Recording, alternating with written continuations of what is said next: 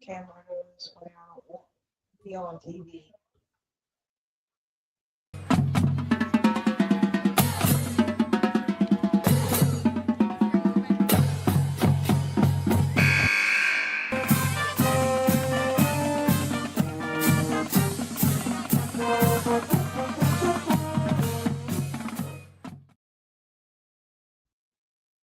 Welcome in, guys. It is Brad with College SportsCast. We are here. It is Championship Monday for college football. We are here. The national championship is fixing to kick off. I've got John Hammonds on here with me like normal. What's up, Hammonds? What's up, man? And I've got somebody also here with me. So you might have heard that in the background. But anyways, we're here to have a little bit of fun. We've got a special guest on with us. We've got Coleman Scott back with us this year. What's up, Coleman? What's up, man? It's been a minute. It's been a minute since I've been on, even doing my own show here. But I've made a reappearance. I think the last time I was live was after Kentucky beat Auburn on the road in football. So that's the last Kentucky athletics event I've commented on. So I'm glad to be back. We got some stuff to catch up on for sure. Yeah, absolutely. So it is Championship Monday, and the game is probably about 10 or 12 minutes from kickoff here tonight. We are just going to be doing a live stream. I've got quite a bit of stuff here to talk about with you guys tonight. And then we've got some topics we're going to talk about. We're going to talk about this game. I've got the game on.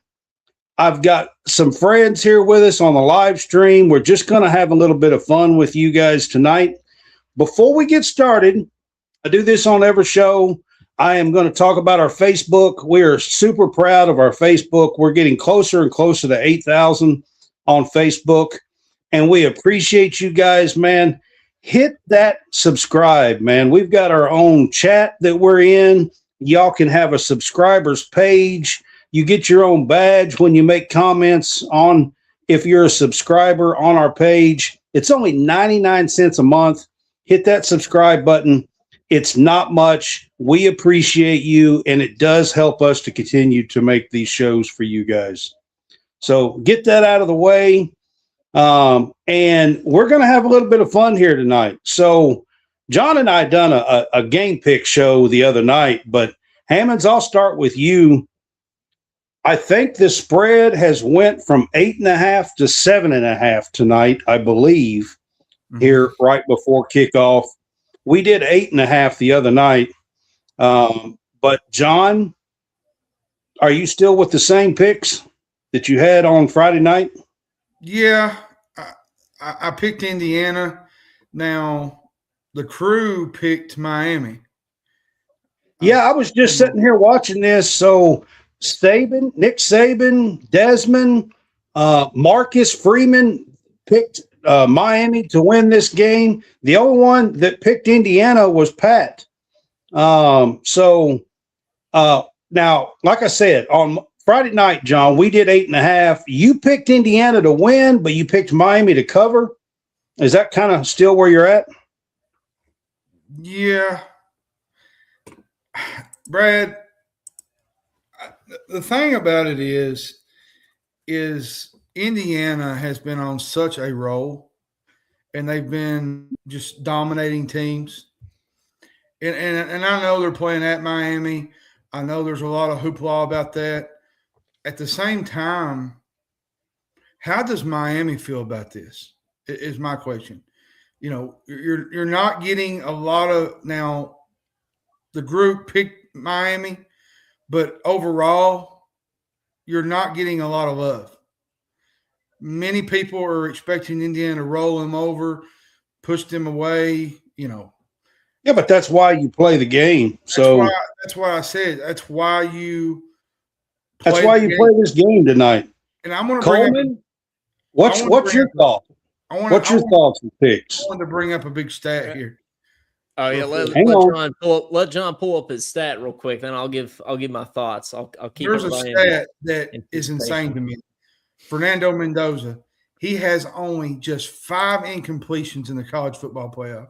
And 8 touchdowns. Yep. Well, that just further confirms my point. I think this is going to be a blowout. I mean, I think Indiana's going to wipe the floor with them, to be honest with you. I mean, I know both these teams are hot right now. There's no doubt about it.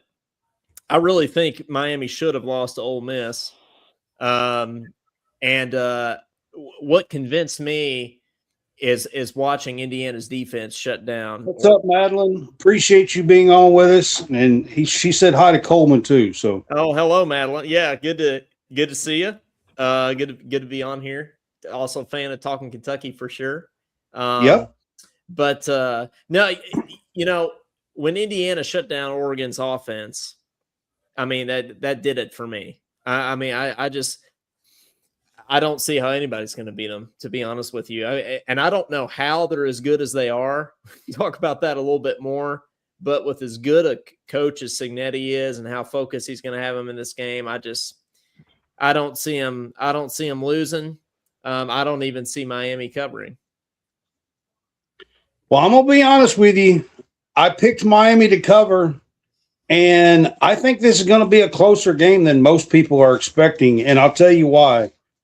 Okay. I think Miami's got one of the best defenses in the country, and they have all year long.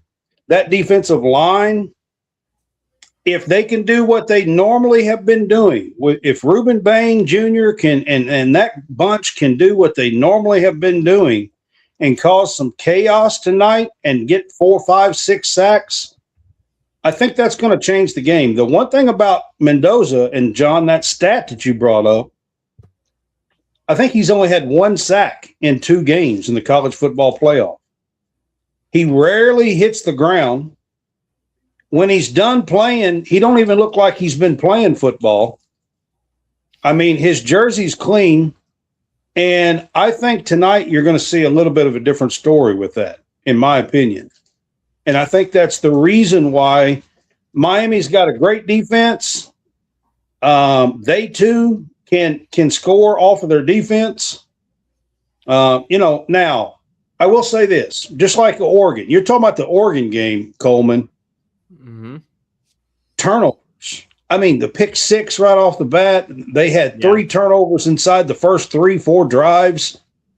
If Miami does that tonight, this game's going to be over quick, just like what you're talking about. Yeah. It's going to be over quick if they do that tonight. You're not going to come back. If it's a close game, it's going to have to be a close game from moment one. Like you're not going to claw back into this one. Like Indiana's too disciplined. I think what you're going to have to do for Miami and Cristobal, you're going to have to control the clock, make throws that are there, like with Beck, the way he did against Ole Miss. I feel like you're not going to be able to get into a shootout with Indiana. You're just not. If you get in a shootout with Indiana, Indiana's probably going to whip them by 2 or 3 touchdowns. You're going to have to control the clock. You're going to have to put some pressure on Mendoza, make him uncomfortable in the pocket, which he's not been very often, and force maybe some turnovers. I feel like I'm on Brad's side here. I feel like Miami's defensive front is going to cause some disruption. Now, A little bit of havoc tonight. Now they're not going to have Lucas in the back end. He had a targeting penalty last week against Ole Miss, which he'll sit out in the first half. I think Damari Brown is a game time decision, and they got I think OJ Frederick. He only played 7 snaps against Ole Miss. So I think Mark Fletcher is going to be a big plus in this game. I think Tony is going to be a big plus in this game. I think Beck's going to have to make some throws that he don't normally make because Indiana plays – listen, Coleman, we've watched them all the way up all season and through this thing. They play fundamentally sound football. They don't make mistakes. They don't overdo it. They're very they're a technician when it comes to stuff. Like, you're going to have to play a perfect, flawless game. Now, I'm not saying you got to have 20 or 30 penalties. 4 or 5 penalties will be fine. But if you start getting into the category of you're doing false starts, you're being pushed back by penalties, you're not going to beat this Indiana team. You're going to be behind the sticks all night, and that's a bad recipe to beat a good Indiana team. Because they're not gonna beat themselves. And Brad, I wanted to ask you if I could bring up something here, and John, you can chime in too. Why is Indiana? How are they this good? Like, is it truly just an amazing coaching job? Because there's certainly more talented teams in the country. I mean, they got the Heisman winner there, but John can chime in too on this, but I mean, it is coaching, but I'll be honest with you. The players have to buy in. Mm-hmm. Like, they have to be committed and they have to buy in. And you got to have guys that are as connected and like with your brother, with the person playing right beside you, and buy into everything that they're teaching. All the techniques and the flawlessness that they play with is like, you have to buy into that, because if you don't, you can't do this. You can't be their average offensive starter, Coleman, is a 2.5 star. Yeah, that's what I'm saying. I'll say this to add to that. I watched the Oregon game last week. The first play, quite honestly, John, they jumped the play like they knew the play call. Like they knew the play call. Yeah. And to me, that is putting your players in position and putting them into different schemes. That very first play, I mean, Indiana come out on defense like they knew what they were going to run. And I'll say this too, that a lot of people are forgetting about with this Indiana team. A lot of it has to do with culture, and a lot of it has to do with retention. Bringing some of those guys back that they brought back. Now, they did get some JMU guys. They got a few guys from Power 4 schools, but a lot of it is bringing seniors back to a team. Experience matters when the game is on the line, because this offensive line might be one of the best. Me and Brad talk about it, they might be one of the best offensive lines in football. Yeah, and let's talk about Mendoza in the offense for just a minute here on the Indiana side. I mean, Mendoza's been almost flawless in the two playoff games. Like you said, 8 touchdowns and only 5 incompletions. Yeah, I mean, he's been almost flawless, to be honest with you. That back shoulder throw that he's been doing, on the sidelines has been just perfection. I mean, absolute perfection, to be honest with you. And Miami's going to have their hands full. Yeah, when you talk about culture, I mean, to have 13 guys transfer with you when you leave JMU, I mean, that's saying something about this dude not just being a great X's and O's coach, but truly being a player's coach. And in this era of NIL, to be able to run a program like Signetti is running it, I think is even more impressive than it would have been 20 years ago.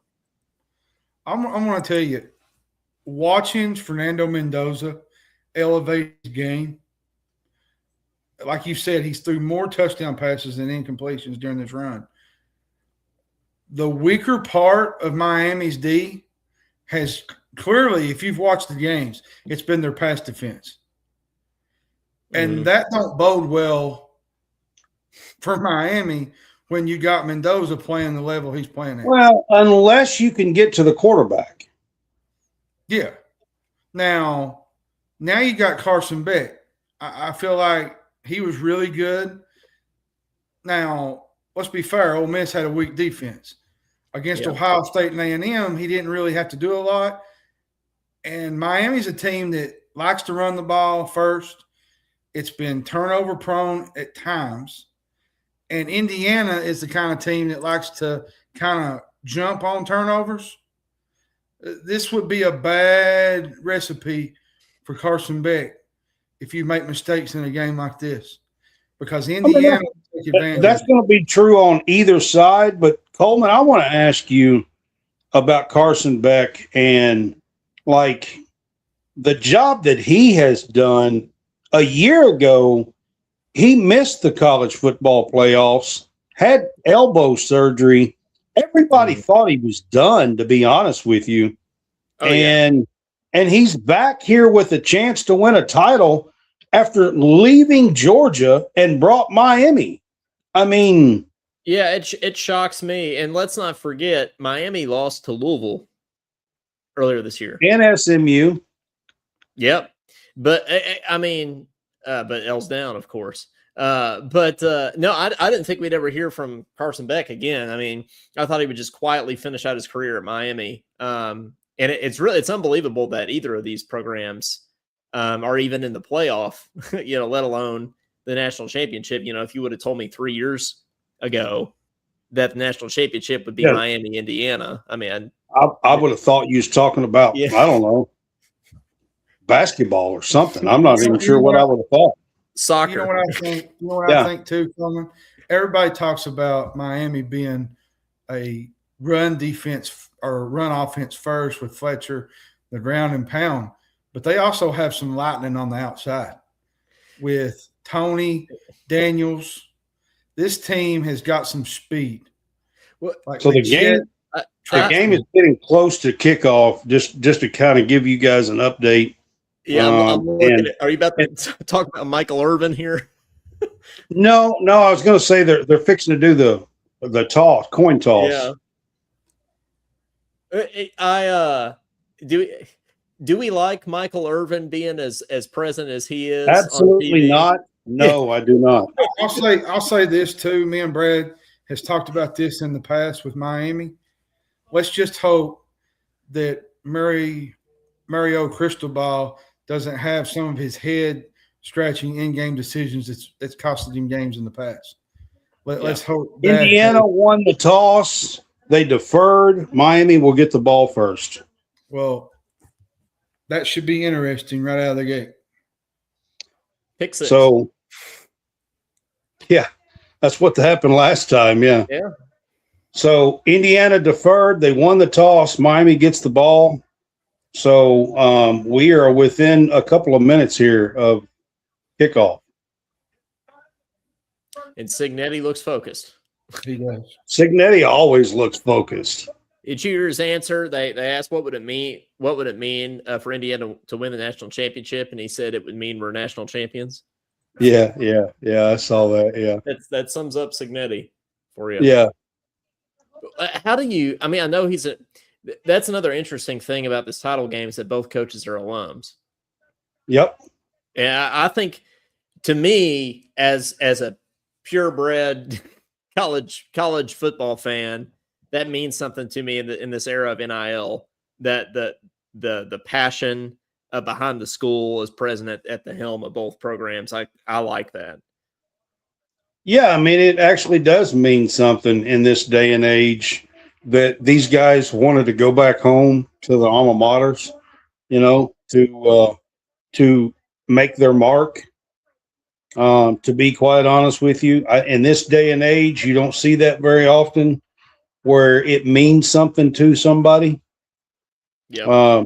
Not really mean something to somebody, if you know what I'm saying. Right. So all right. So we are about at kickoff. Are we all picking Indiana to win? I know you all are picking Miami to cover, but are we all I mean, if you're gonna strap me to a bed and tie me down and tell me that I have to make a pick, I'm picking Indiana to win. I wasn't planning on doing that, Brad, but that's funny, Coleman. You didn't say it's part of the show, but that was funny, Coleman. Oh, well, thank you. I appreciate it. Has there ever been, do we know how many times a a team has played in their home stadium for a national championship, that can't be very often that's happening. I would think it's not too many, to be honest. I'm not exactly sure. I've always wondered with Miami because, it's I mean, used to, it was always a bowl game, so there Right. wouldn't have been too many. And then you had the BCS and stuff where, but it used to be like the Fiesta Bowl could have been the championship game. Or all right, first snap here. Is Indiana going to jump the play? Fletcher gets the first carry, 9 yards. First down on first down, Fletcher picks up 9 yards, guys. I'm like 5 seconds behind you, Brad. So it's interesting hearing you call the game before. Before it actually happens. But I'll look forward to seeing that he did in fact pick up 9 yards there. Yeah. Yeah, they handed off to Fletcher and he picked up 9 yards on first down. So now that's going to be how Miami could win this game if they can run the ball. Oh yeah, and Fletcher's a good back. So I mean that's gonna be. So we kind of have talked about Indiana and Cignetti, but I mean the job that he's done in this program in 2 years, guys, is amazing, to be honest. And I don't know if we'll see it again. No. I mean, the only thing crazier would be if Will Stein were to win the national championship at Kentucky this year. Like something like that. And it would have to be in 1 year. This is in 2 years. This is in 2 years, yeah. I mean, it's insane what's happened, to be honest. Yeah. And not only winning going to the national championship, we'll see what happens with the game. But to do it in the fashion that they have, I mean, they've just blown out everybody. And they've done it with not really an exceptional amount of talent on the roster. So Madeline says Indiana. So I wanted to put that up. All right, we're at 2nd and 8. And to be honest with you, he threw the ball, was out of bounds. So we're going to 3rd down here on the opening drive for Miami. It's going to be 3rd and 8.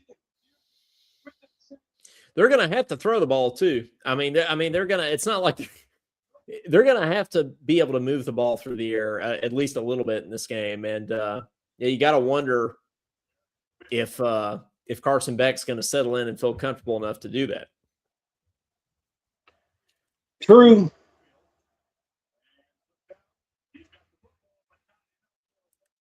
I wonder what the percentage of the crowd is, and I know it's obviously in Miami, but it looks like there's I'm telling you, the Indiana fans have been crazy following these people. A lot of red in there. Games. All right, so they did not get it on 3rd down. They threw a short pass, picked up 4 or 5 yards, did not get it. So it looks like on 4th and 5 they're going to be punting here, unless it's a fake. They are close to midfield, 48, 49 yard line.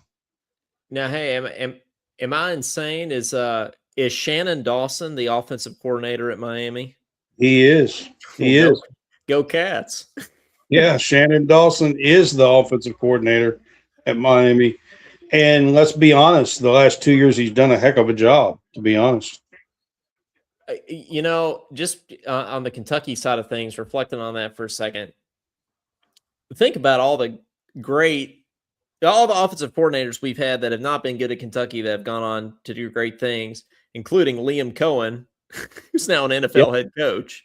Not that he wasn't great at Kentucky. Maybe the second round of Liam Cohen wasn't as good as round one. But, I mean, I guess Scangarello didn't really go on to do anything. But, it's certainly Shannon Dawson.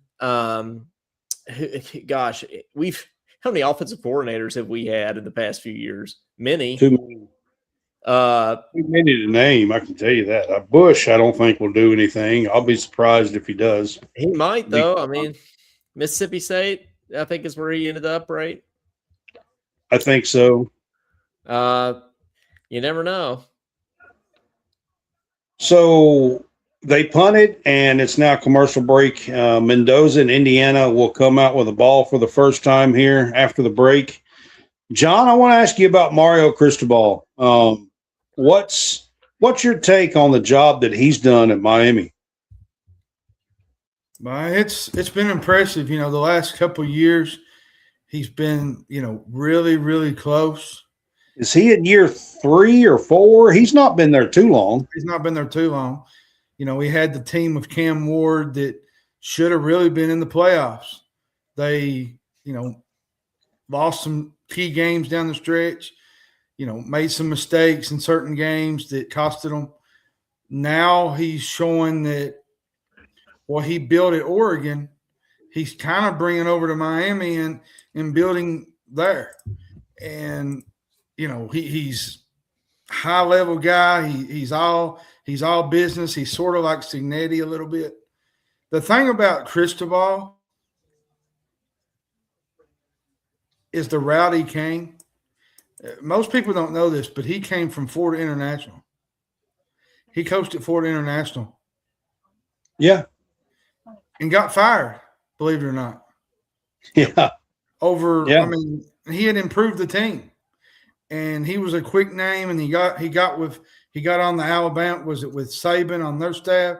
He kind of built his way up. He got with Saban and was with Saban for a couple of years or so there. Yeah, and he kind of built his way up at Oregon. And that's really why Oregon – as like an offensive analyst or whatever, he wasn't even a coach. I'll be honest with you. That's why Oregon is where they are right now. Yeah. Them and Chip Kelly. Yeah. So Indiana's about to get the ball for the first time tonight here in the championship game. Miami's first drive stalled about midfield. I think they got 1 first down and then stalled. But they're starting on their own 5-yard line here. They got pinned on the punt. This place is absolutely loud. It is. In Florida. So Indiana was starting on their own 5-yard line. Now, I'll be honest with you, pass play here, and they get 10 yards on the first play of the game for them. Yeah. Little pitch and catch, just a simple execution. That's what's gotten Indiana this far this season. That's what they just need to keep doing.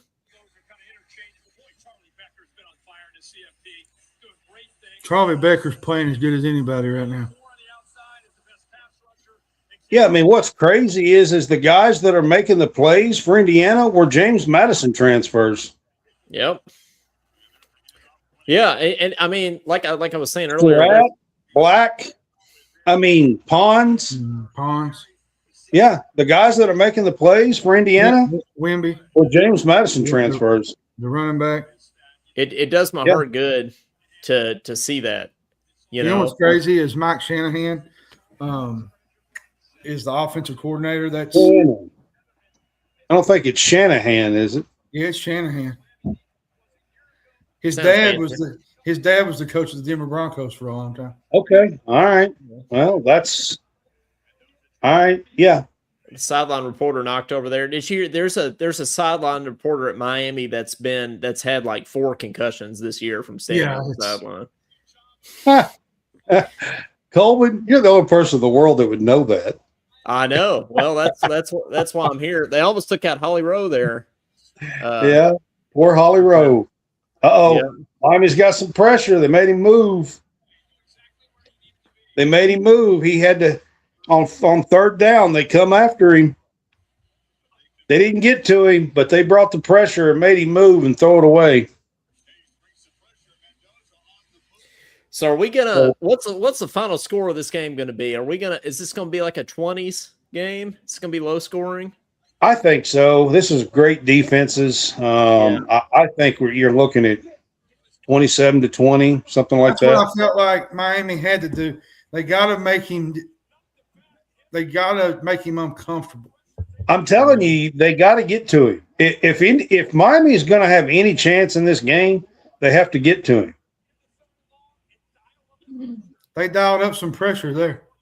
Yep, that's what they have to do. Indiana just punted. They punted to Tony, and looks like Tony's picked up a few yards, but there's a flag, so I'm not sure what's going to happen here. He don't need much space to run, I can tell you. No, Tony, he picked up about 10 yards or so off the – they're calling offensive holding, though, or not off for the punt return team for Miami.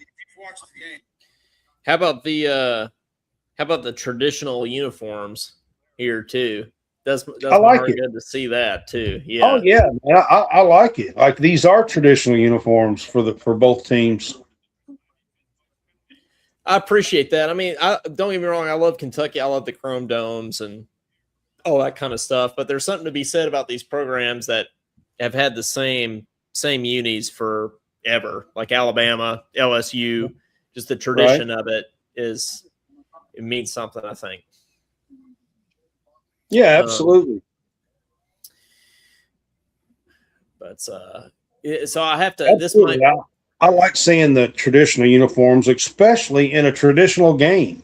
I mean, we're in the national championship game, you know. I mean, I think being able to go there. I mean, I would love for Kentucky to show up in a traditional uniform if they ever got to a chance like this. You know, I can't imagine. I want us to bring the Power K helmets back. We got the denim uniforms in basketball back. That's great. I want the Power K. Bring back Power K will be good. Yeah, that would be great. I'd like to see that from the 70s and stuff, the Power K. I was happy when they brought back the white helmets when Stoops first got there. That was nice to see. Just turn it back to the Tim Couch days a little bit. It was nice. Yeah, I mean, I agree with you. I like to see that as well. I mean, you in this day and age, all the kids they want the flashy stuff and the colors and the chrome and the you know, all that stuff. I get it, but for the fans and a team to actually have a uniform on that represents your school, your colors, your mascot, your traditions, it's pretty cool to see. It is. Two different cities we're talking about here. You got Miami, you got Bloomington, Indiana. It couldn't be more different places. Do you guys know, and John, I don't know if you know this or not, do you guys know that Indiana has the most alums in college sports, alumni? The most alumni. That's the reason why they're having so many fans show up. They have the most alumni of any college. Okay, so you mean just like any school? I'm talking about like who's graduated there, just alumni, not like not sports just alumni. Okay, no, not just athletes. Yeah, that's interesting. No, not just athletes. They have the largest base of alumni in any universities. Well, it makes sense. Yeah. That makes Which sense. I thought was kind of interesting. Yeah, all right, mine is coming out for the second drive here. And again, first touch. You're giving play-by-play before it even happens, man. No, I'm watching it. That's what I'm saying, but you already know what's going on before we even know. Just like Indiana. They knew the play before they even snapped it. Yeah. So Fletcher got the carry on the first drive, got first time, and then second drive here, Fletcher got the ball. I'm saying, I just now got there. That's what I'm saying. 5 yards. I'm going to have to mute him, I think. I like the commentary. I remember the one time Clyde called in and we were commentating the Vanderbilt field goal. Yeah, that was hilarious. And he was a little behind us, so we were trying to tell him, but he had to experience it for himself. He was like, "Oh, he missed it," or something like that. I forgot what it was. Yeah, that was hilarious.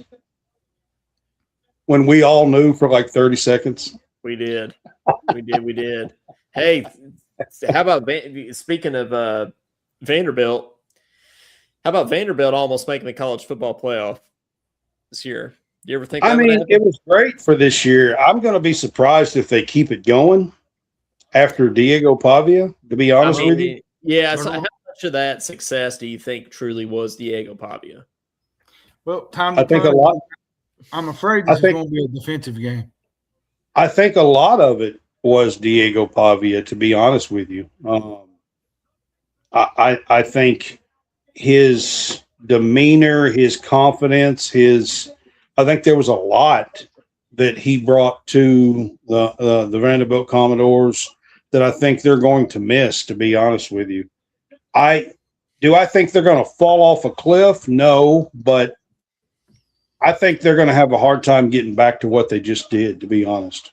Well, but Clark Lee is a good coach. I mean, he's Signetti-ish in his approach to running a program. I think just solid fundamentals, build it from the ground up. A lot like Stoops did for a while, really. Well, I mean, you saw it with Stoops a couple of different times. He would get there and do pretty good, and then he'd fall off for a year or two, and then he got back, and then he struggled again. I mean, I will be surprised if they can maintain Vanderbilt, to be honest with you. Mm-hmm. That kind of level, to be honest. So we did get another punt here by Miami. Indiana is now taking over for the second time at their own 29 for their second drive. We just saw the graphic of Joe Burrow up on the screen. A lot of people have compared this Indiana team to the 2019 LSU team. Brad, do you think that's a fair comparison, or do you think it's kind of different league? That LSU team was – yeah, it was different. They was different, man. No, I do not think that's a fair comparison. Not at all. That LSU team was loaded with talent. I've been seeing a lot of, as an LSU alum, I've been seeing a lot of my news feed taking offense to that comment. So I can see why. Yeah. I mean, if you're looking at the records, are they similar? Yeah. Sure. I mean, if you're looking at just the record, first down here, by the way, they flushed him from the pocket. Indiana's got a hold, so they're going to be it's going to be 1st and 20 here. They're now back at the 19. So Miami is bringing some pressure. Man. Just the raw talent that you had on that LSU team. I mean, Jamar Chase and Joe Burrow, like Indiana doesn't have that. So even on the 1st and 20 here, Miami does something that they cannot do the rest of the night here. They missed a tackle in the open field. And Indiana runs up 22, 23 yards here on first down for a first down. Yeah, you can't give up big explosives like that, for sure. Well, I mean, they clearly missed a tackle. I mean, they had the guy stopped with about 8 yards. I mean, it would have been like an 8 or 9 yard pass play, and they completely missed a tackle. I mean, in the open field, middle of the field. I mean, I didn't think Miami would get out of College Station. To be honest with you, I don't know what you all predicted or thought, but I thought Texas A&M all season long. I thought they were one of the best teams in the country. Indiana's costing themselves with penalties, man. That's unusual. Yep, they are. They just had another penalty here. Had a false start. I think this is also on first down. Second down. Was it second down? Yeah, second and 4. Second and 9 now. So they are having a couple of uncharacteristic mistakes here on this drive, penalties. Yeah. So Not sure what that was. yeah, I don't know. My thumb hit something. That's what that was. At least you're not tied up in bed. Huh. I'm gonna leave that one alone. Yeah, you opened the can with that one. I almost had a quick response to that, Coleman, but I held back. Well, sounds good. Oh me! All right, 1st and 10 at the 46 for Indiana. Is that not roughing the passer there? I thought they may miss that one. They may have on that one. Miami did come in on that one. I think that's what they're going to have to do here, though. Indiana is now crossed midfield. They're at the 42. 2nd and 7 here. We'll see if Miami can keep them from scoring or if we have the first points of the game. I keep looking out there and seeing the red and white and thinking it's Alabama, and it's not. Yeah. It's hard to comprehend. Man, speaking of that, and that it's not. Can you believe you thought Miami would be out? Can you believe what they did to Alabama? No, what Indiana did to Alabama? I can't. No, I can't. Which, by the way, that feels like it was a year ago. Do you all agree that the season is just too long? Like they should. Yeah, they dragged this out too long. The playoffs, I think. I mean, I love college football. Don't get me wrong. I want the season to be as long as possible, but it feels like the gap between the playoff games is like 3 years. I feel like we need to do something about that. Yeah. So they hit Surratt for a quick 5-6 yarder here on the sideline. We're looking at 2nd and 5, but they are in field goal range. Uh-oh. Incomplete. Oh. My uh-oh was they come around the edge and killed Mendoza. I mean, just loaded on his backside. I see that now. On this play. That's what my uh-oh was. Well, I mean, that's what they're going to have to do, man. 3rd and 5 here. Mendoza just took a really, really tough lick here. Yeah. 3rd and 5, they're at the 28.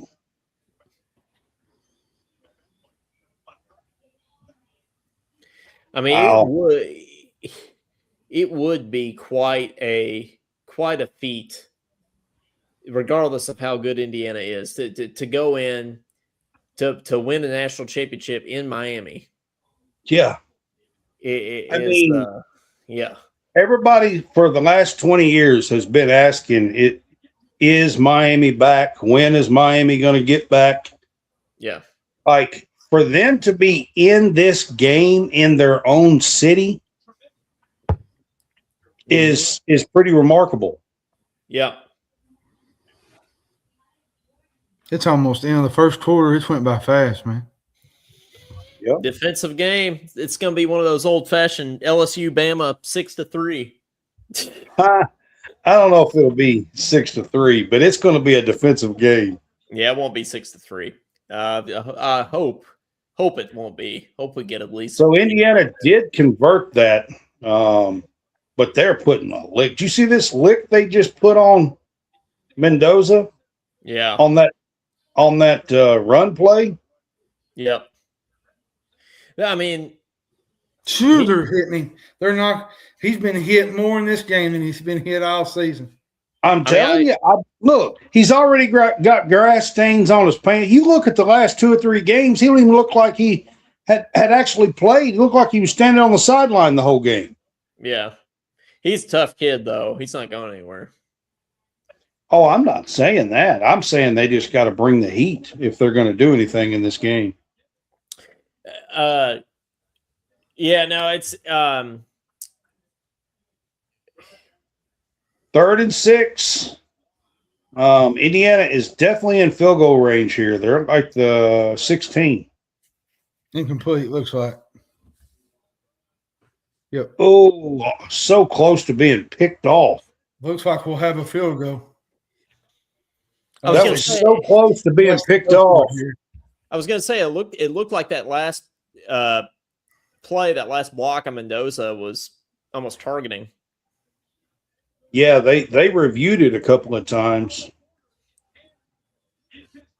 I mean, the TV crew did, not actual official review. Yeah, maybe they're letting them play a little bit in the championship. It seemed like so Indiana's going for a 34-yard field goal here to be the first team to score. Yeah, I think that's the move. Yep, Yeah, they're going for a 34-yarder, and it's good. Indiana is up 3-0, first score of the game.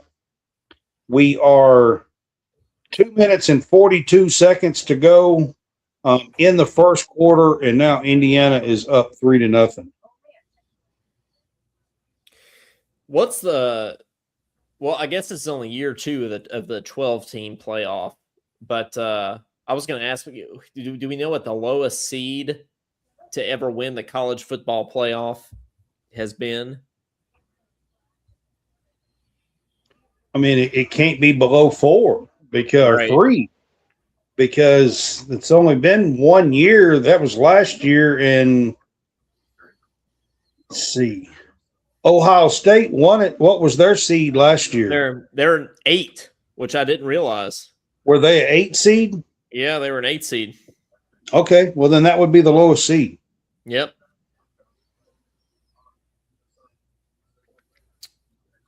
Yeah, I didn't realize that. I didn't feel like they were seated that low, but I guess they were. Well, so they lost in the championship game. They lost to Michigan that year, right? I'm going to tell you something. I've been watching this, and Indiana's front is getting pushed around, man. That's their strength of their team. Yeah, but John, I've been telling you, this D line is for real. Yep. Well, they had the holding call, put them behind the chains.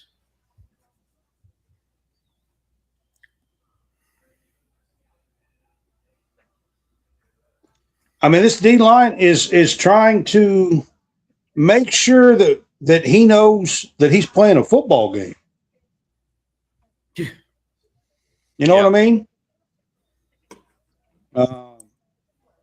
That's the only way they're going to have a shot here, guys. So I put the score up. I will try to do this occasionally here for you guys. And I put the score up for you guys here. That 2:42 is the time on the clock. 1Q is first quarter. And Indiana just scored the first points of the game. It's now 3-0. And Miami's going to be getting the kickoff here for their third chance, their third drive. Switching to some basketball here, looks like and speaking of Kansas, since I am in fact in Kansas, looks like Bill Self isn't going to coach against Colorado because of some health problems he's having going on. I know he had some kind of heart thing going on last year too. You think Bill Self is nearing retirement? I think his days are numbered. Yeah, coaching. I really do. He's not as old as some of these guys, but his health issues is not going to be. I don't think he's going to be able to do it a whole lot longer, to be honest. Yeah, I don't either. Great coach. I've always respected Bill Self. I know we're not supposed to I think he's only like 62 or something like that. I don't think he's quite as old as some of these other guys, but he's easy to like. Yeah, in my opinion, a lot of basketball coaches over the years not so much, but Bill Self's an easy one to respect.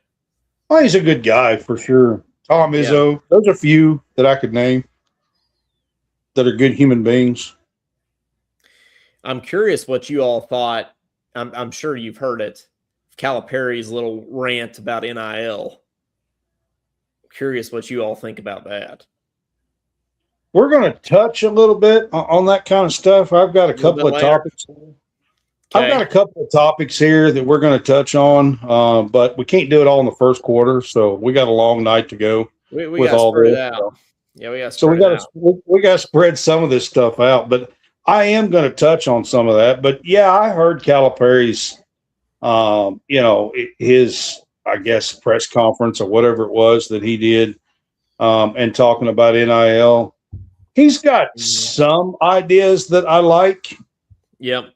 But I also think a few of the things he said was kind of off base, really. I don't know. There was the whole comment about paying alimony and stuff. That was a little weird. Some of the stuff he was talking about was completely out of whack, to be honest. Yeah. I didn't even get to hear about it, so I didn't even get to watch what he said, so. Well, it's probably been like a week ago. Isn't that right, Coleman? Something like that when that happened? Oh yeah, it's been at least a week. Yeah. Yeah. It's been a little while back. It's probably been 2 or 3 weeks. Has it been 2 weeks? It might be. I don't know. It's been a while back. Yeah, it's been a minute. Yeah. John was probably busy following all the transfer portal stuff, to be honest with you. Oh, yeah. That's where I was at last week. Yeah, he's probably doing all that. I don't know if all right, I'm gonna bring something up here, guys. Okay. If you've I just want to point this out. Just so you guys know, this is only the first one and maybe the only one, but I got a little bourbon here just so you guys know tonight. Nice. Is that green bourbon? Well, the green is Mountain Dew Baja. Oh, I didn't know you could do it. You mix Mountain Dew Baja and bourbon together. I haven't heard of that combo. I did. Okay. Well, I did. I don't really. I'm not a big Coke guy. I don't do Coke very much, to be honest. Okay, that's good. So, I've got a Mountain Dew Baja, which happens to be a little green. Yes. Yes, that is green. So I got a little joke for you guys with a bourbon joke for you here. It's real quick, but okay. The bourbon joke here for you guys is this. You can buy cheaper bourbon. You can buy it, but you also have to drink it. Yeah. That's right. That's a tough realization. I mean, you can buy cheap bourbon, but you also have to drink it. So you might want to spend a little bit more for some good Kentucky bourbons. All I'm saying. It's like what they say. You can make bourbon anywhere, but if you want to sell it, you got to make it in Kentucky. What they say. Yeah, that's right. All right, Miami is starting off with a third drive here. Wow. I'm telling you, this Pons kid is ridiculous. Yep. Caden just said, go Canes. Oh, so we got Caden on here. Look at here, Coleman. What's up, man? We got Caden on here. And guess who this one is? Do we know who this one is? I recognize that name. Yeah. I recognize the profile picture too. I was going to say, do you know who this is? I think I'm curious why Caden wants to go with the Canes. Is he that much of an anti-Hoosier fan? Probably. For me, I like the feel good story of Indiana. I'm kind of pulling for Indiana, to be honest with you. Well, they just come after Beck here and got to Beck for the first time. So this drive is stalled real quick here on the third drive.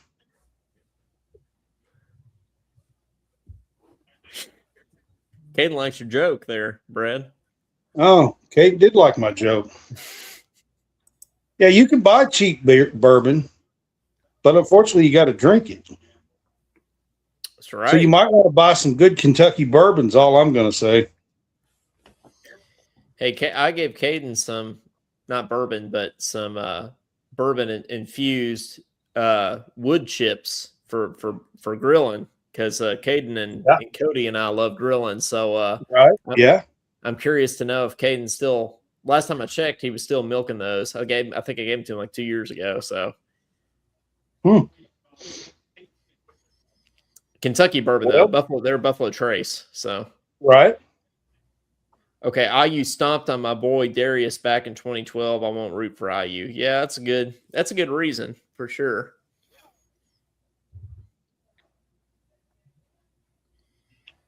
I just don't see Miami winning this game if they can't get no offense going. Like they're going to have to. John, they're going to have to find some offense. It's just the first quarter, so. But here on this defense right here, the defense looked pretty good right here on this play. Indiana tried to run to the outside here, and Miami was all over this. Lost about 5 yards. Reuben Bang was on that one. Yeah. That was on first down, 6 yards, 2nd and 16. Let's see if they can. They're gonna have to. Defense is gonna have to step up here.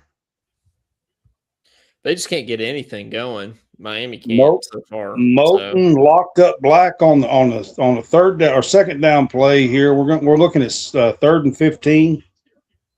So Miami defense is actually playing really, really well. The offense does have to get on track.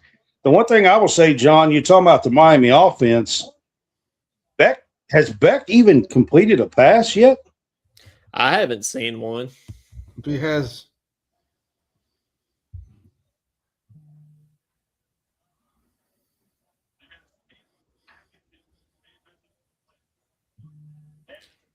So do you all think that Kurt Cignetti, I posted this the other day on my page, do you think Kurt Cignetti is the best hire in the history of college football?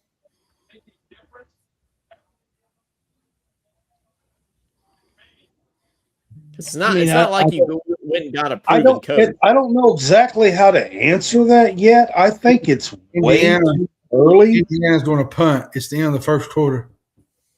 Yep. Yeah, that they held them to a punt here. We're at the end of the first quarter. It is 3-0 still. I'll say this. I know a lot of people are jumping to conclusions, Coleman, about that. But I think it's way too early to judge that. It could be. Miami is getting to Fernando. I feel like. Yep. I feel like this game kind of reminds me of the Indiana game against Ohio State. You know, you got a really good defense, a not so good offense at times, inconsistent, and Indiana's going to have to fight their way to win this game. It will. Like, it's not going to be just, hey, here's the game. I'm going to give it. You know what I mean? You're going to have to go take it. And I feel like that's it's easy to forget, but Indiana beat Ohio State 13-10. That's what I mean.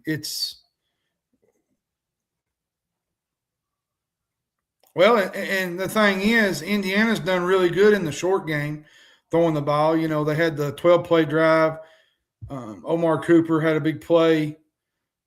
Kalen Black played really well in the backfield. He had a couple of good runs.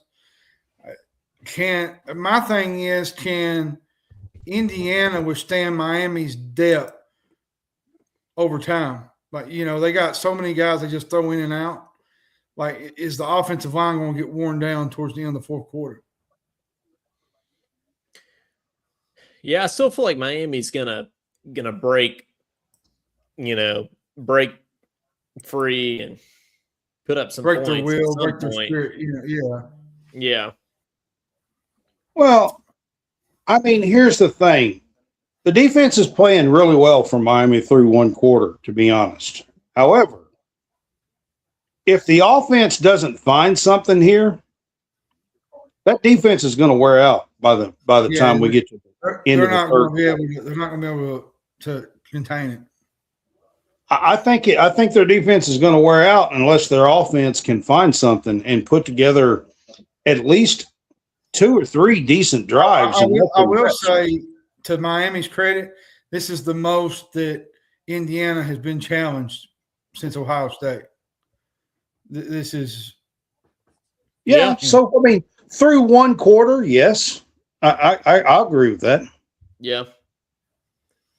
Now, we've seen in the past, Indiana kind of take off in these second, third, and fourth quarters where they just dominate the teams. So, hopefully Miami can kind of put an offensive drive together and kind of get some momentum and get a lead on them. And then you kind of put pressure back on Indiana. I mean, Beck's got to find some receivers, to be honest. Yeah, that's – I mean, Fletcher has looked pretty decent when he's ran the ball. Well, Daniels has got to get kind of open a little bit to kind of open up Tony, And they do a really good job with their tight ends. They throw to the tight ends quite a bit too. I'm not sure. So on this punt, did Tony go down, or are they giving him the ball on that run? I'm sure they'll review it.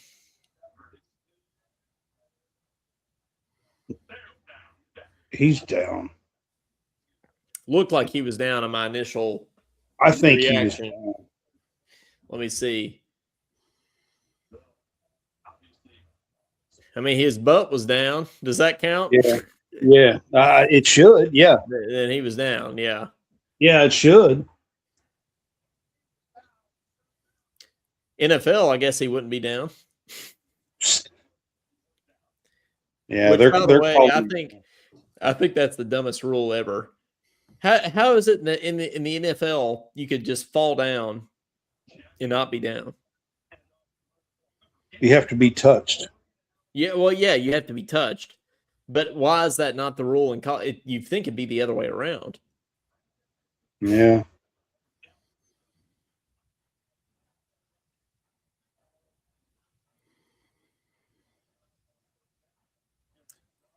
Also, I mean, Miami's offense has got to find something here. They run the ball on first down and got next to nothing, maybe a half a yard here. Yep. I mean, you're looking at 2nd and 9 here from the 31.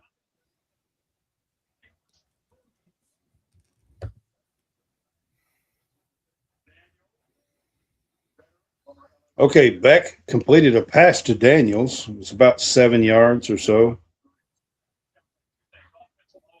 Is that his first completion? He completed one over the middle to Tony early. Remember, it was about a 4 or 5 yard pass, short of a first down. But, Gotcha. Man, he hadn't had too many completions. Nope. Doesn't feel like it.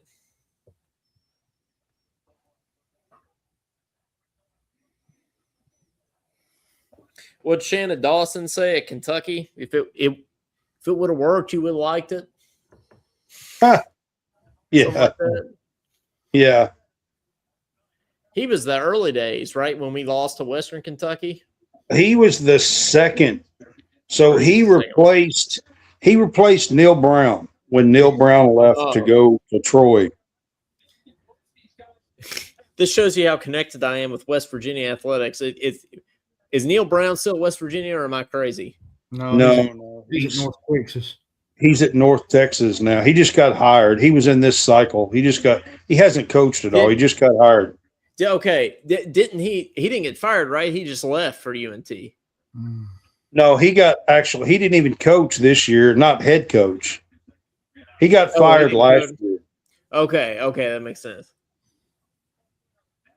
I mean, he may have coached somewhere as an offensive coordinator. I'm not sure. Okay. All right, so Miami again punted. They had a 3rd and 2. You know what I'd have done? I would have went for it there. I mean, I know it's you can't do that, John. You're on the 30-yard line. I think it's too early. Yeah. Lane Kiffin's not coaching this game. You're on the 30-yard line here. You cannot do that. 40-yard line.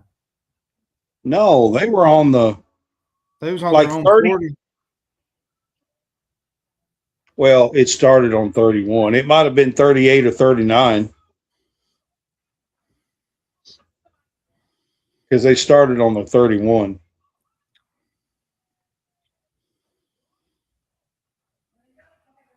I don't think you can do that and give up.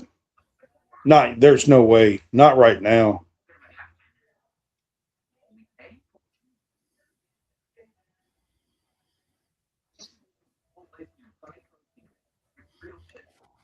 So it is still 3-0 here. Looks like Coleman stepped out for just a minute, which is fine. But we are now at commercial break here. Okay. We're at a commercial break here.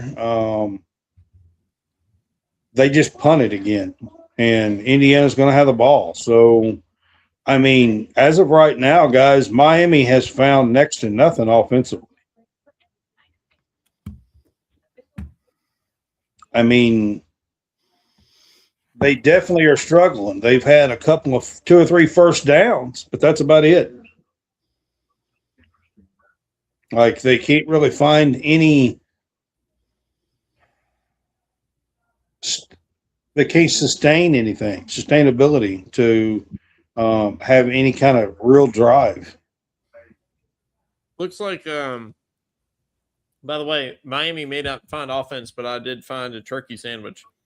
It looks like Mendoza on that targeting hit says was bloodied after taking hit the head from Miami defender, but no flag is thrown.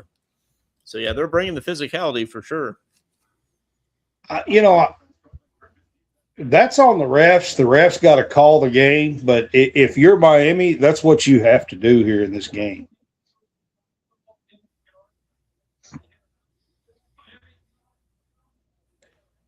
I just think we're going to find out that this Miami defense is probably not going to be able to last 4 quarters if the offense doesn't find something in some kind of drive here.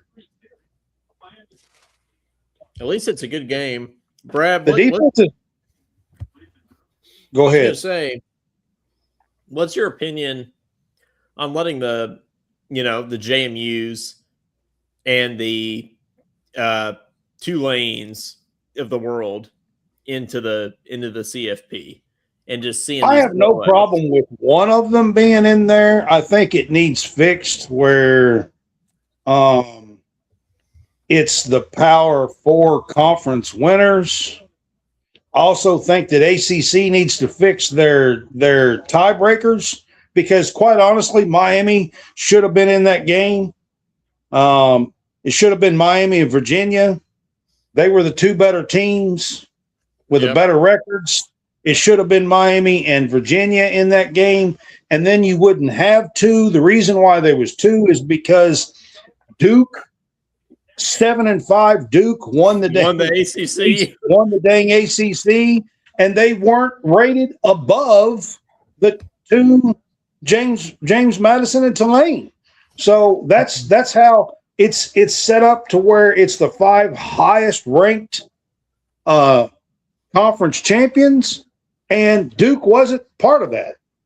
The fact Miami didn't win the ACC is kind of amazing. The fact that any 7-5 team could win a Power 4 conference championship. I mean, I don't care if they were tied at 6-2. How about you give the teams with the best chance at the playoffs with a better record, overall record? How about you put them in the darn title game?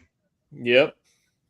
How do you put the team that was 4 teams tied at 6-2, and you put the team with the worst overall record in the darn ACC championship game?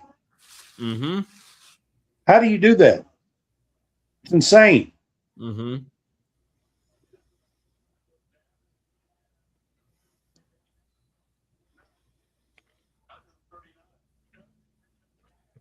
I thought it was an automatic berth to win a Power 4 championship into the playoff. Am I wrong? It's actually set up the 5 highest ranked conference champ winners.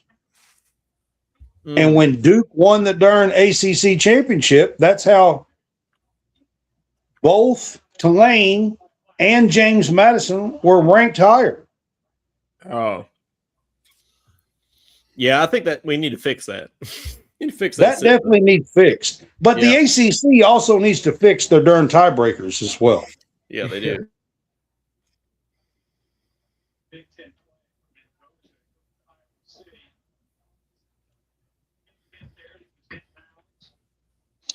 All right, speaking of playoffs and stuff, we're in the second quarter here, so got a couple of things here. I want to ask you guys about, there's been a lot of talk here, a lot going on about possible college football playoff expansion again. This is only the second year of 12 teams. My question to you is this. Is it just way too early to even be talking about this? We just went from 4 to 12. Mm-hmm. Shouldn't we give it 4 or 5 years before we even make any kind of adjustments? Well, why is it such a big deal that these conferences like Big Ten want an expanded playoff again? I like what Josh Pate said today about the conference championships. Absolutely. Isn't there more things to tackle besides trying to expand the damn college football playoff field? You just moved from 4 to 12, and now you want to go from 4 to 12 to 12 to 20. Can we not give it 4 or 5, say 5 years before we see how this plays out and see how this goes? What's the hurry about playoff expansion? As a Kentucky fan, I selfishly would like 16 teams because it gives us the best chance to get in. Obviously, I could see. I also think 12 teams has gotten some teams in, and Kentucky could do that as well. Oh yeah, we can certainly get in the 12. I think it's an even better chance, obviously, with the 16. But I also think at the same time, 12 is the perfect number. I love the first round being on college campuses in home field. And then I love how the New Year's 6 is set up within the 12 team model. I think 12 is the perfect number, and I don't really think we should change it. Although I wouldn't mind as a Kentucky fan, like I said. So, but what the Big Ten is pushing 24 teams. John, how crazy is that? Honestly, crazy. 24 teams? It brings me to a point to where you're talking about the NCAA tournament expansion in a way. That's what it feels like. That's basically what we're going with here. And honestly, everybody wants to expand the NCAA tournament. Well, here's my take on that. And while we're on this, I'll just talk about this for a second. If you expand the NCAA tournament like it is now, we're going to have more playing games like we had the last couple of years. You're going to have a bunch of bad teams playing in the first 4. Yeah, what does that accomplish? And what does that do? The only thing it accomplishes is it gives these schools maybe $2 million for making the NCAA tournament. Yeah, but like I said, you'll have a game last year. What was it? San Diego State, North Carolina, where North Carolina beat them, 20-something points? They was up at least 30 at one point. And you're going to have that every single year. Yeah, but it's about revenue. Everything now is about money and revenue. Brad, you're going to water down the product. The reason why the Big Ten wants 24 teams is because they're likely to get 6-8 teams in. And if they can get 6 or 8 teams in, instead of making 12, 20, million, they're going to make $40 or $60 million if they can get 6 or 8 teams in. I don't like it. I don't think it's good for college football. It's all about money, is what it's about, especially right now. right, Coleman? No, it's all about money. There's no doubt about that. And meanwhile, it's meanwhile, sort of the Pac-12 is sitting over there with 2 teams. Yeah, we need to fix before we fix the college football playoff. We need to fix the Power 4. We need to fix these conferences. Yeah. Yeah. I mean, there's we need much. Some kind of rules. We need boundaries. How about the transfer portal? How about a cap? Here we go with that. How about a cap? How about a cap? Here's my biggest problem with the portal and the NIL. Me and Brad talked about this the other day. You're going to have kids opting out of their contracts, and the other school that they eventually go to is going to buy them out. Yep. It's not that you're going to have; it's already happening. Well, what I'm saying, the Miami deal with we're going to talk about that a little bit later too. I got that as a topic too, but you're right; it's already happening. There are so many other things that need to be fixed before they even need to think about this playoff expansion. Now, I loved what they've done. I don't know about you guys, but I think this 12 team has actually been really, really good for the sport. Like I said, the 12 team is perfect. Yeah, I don't think we should touch it. Yeah. There was somebody on, I think it was might have been Josh Pate, somebody. They was talking about the portal this afternoon and said the agents have destroyed some of these kids because they entered their name into the portal and now they want to go back to school and their roster spot is already took. Mm-hmm. Like, who do we blame? Do we blame? That's on the agents partly. Well, yeah, but because man, you're going out there wanting more money. There are so many things that they need to be focused on. And I don't think playoff expansion is one of them, honestly, to be honest. I think the 12 teams has been great. I have loved it. Wow. Well, like I said, while we're talking, Indiana just had a 3rd and 13, got a penalty, made it 3rd and 8, and then just ran it right up the gut and driving again now. Yep. Hey, I'll tell you, I think this game, if Indiana goes up 2 possessions, I think the game's over. Yeah. Well, they are already in field goal range. They're at the 20-yard line here. It's going to be like 3rd and 6 or 2nd and 6, 2nd and 7. A touchdown on the drive would be crippling. To me, Miami's going to have to move the foot. Like, you're going to have to score to win this game. You're just going to have to change some things up, maybe mix things up. You're not going to be able to just sit on this kind of, back and forth, punting the ball. You're not going to be able to do it. Touchdown. Y'all are ahead of me. I believe you. All right. I am probably ahead of you guys. Indiana just scored a touchdown, guys. Probably Becker. On the sideline, that's fighting for yards, and apparently they did not get him out of bounds. Oh, wait a second. They'll review it. Wait a second. I'm just looking at it. I believe his foot did go out of bounds. Yeah, it's on my screen. Yeah, his toe's out. His toe's out, I'm pretty sure. Yeah. About the 5 or 6 yard line. Also, I'm not totally sure the ball crossed the plane. Doesn't matter. Either way, it's going to be a first down. Yeah. Yeah.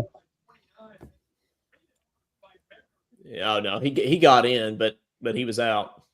That toe was out about the 5 or 6 yard line, I believe. Yeah. They're going to have to do a little more here to get in the end zone, looks like.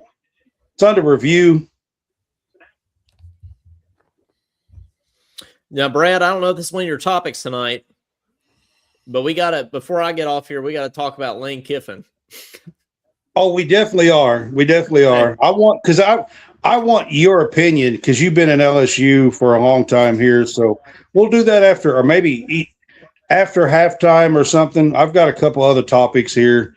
So Sounds good. Yeah, we definitely are. While you're on the show with us tonight, that's definitely one of the things that I wanted to kind of hit on.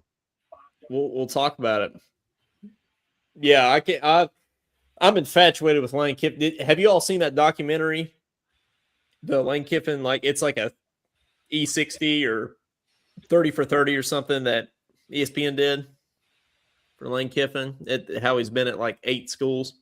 No, I don't think I did, to be honest. No, it's pretty good. I mean, I forgot about all the crap that happened at Tennessee and how crazy that press conference was. It just kind of happened overnight. Really? Yeah. It's just and the fact that he's still doing it is just it was not a touchdown. 50. They did call him out of bounds at the 6, so it's 1st and goal at the 6. They'll punch it in. So they give it to Black on 1st down. He gets stood up about maybe 1.5 yards, 2 yards. It's now Brad, 2nd and goal. Are you surprised Indiana's not trying to throw it more?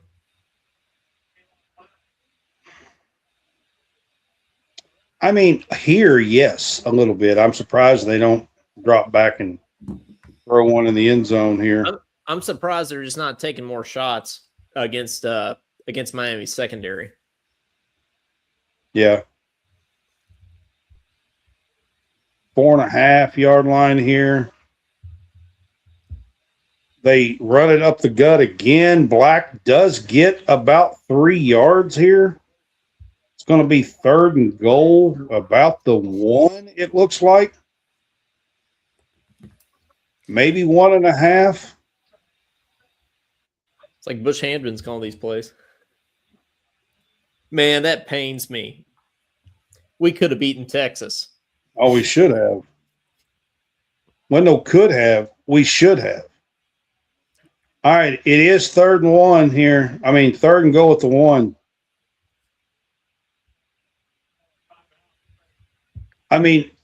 It's Miami's calling a timeout here.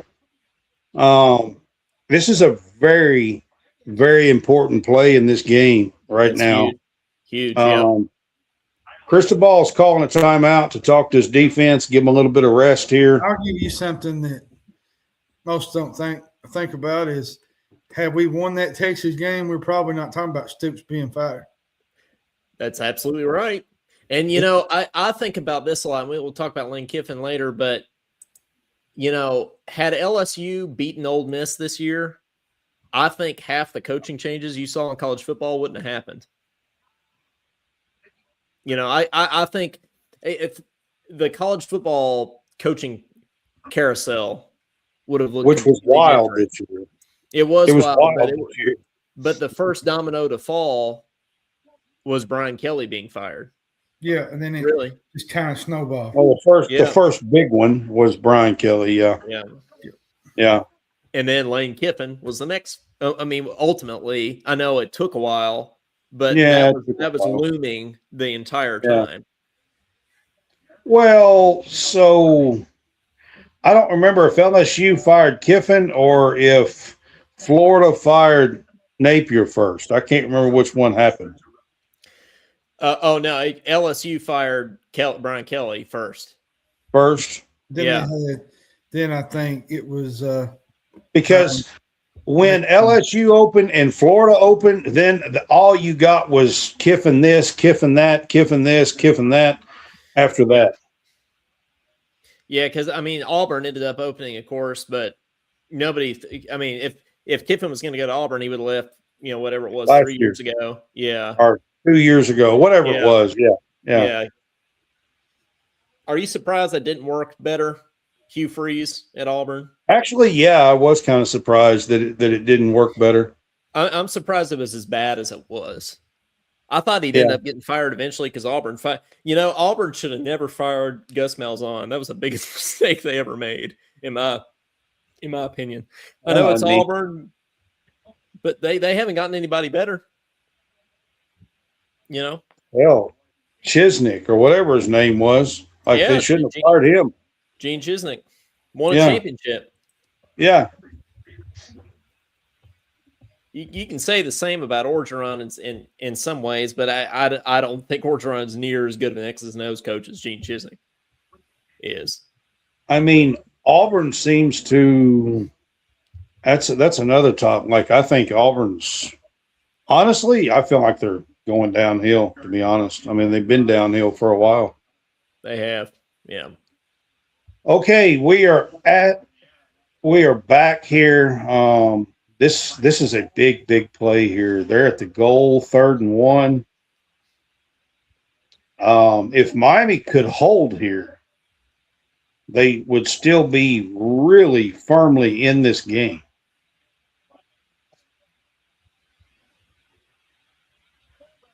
Wow. Indiana hands it to the fullback. Fullback. Did y'all hear what I said? Yep. Forgot we still had those. Are they the only football team in America that even has a fullback? I don't even think they have that play on College Football 26 anymore. Yeah, I'm pretty sure.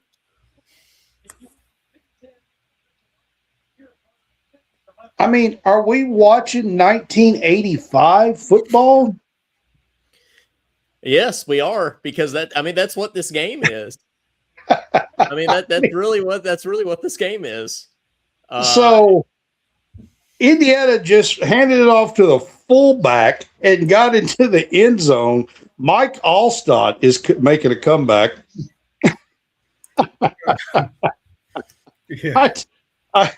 I don't know if y'all remember him or not, but Mike Allstott's making a comeback here. College football. They haven't been showing Michael Irvin very much. No, they didn't last time either. The one thing I will say, we was talking about the playoffs and like the 12 teams here. I think all this needs to be sped up a little bit. Like it's too drawn out. It is. Yeah. So the bye week needs to be that. It needs to be a week. You don't need to wait 25, 28 days for these bye week teams to play a game.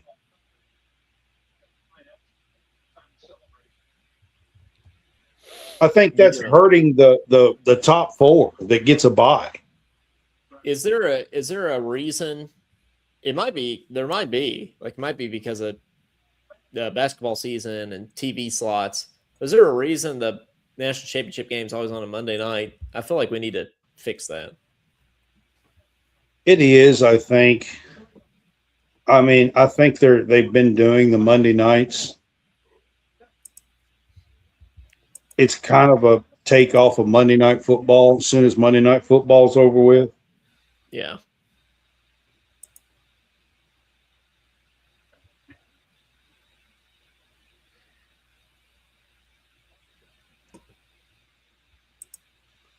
Okay, guys, for real, there is 6:13 to go with Miami here getting the ball in the second quarter. Indiana is now up 10-0 here in this national championship game.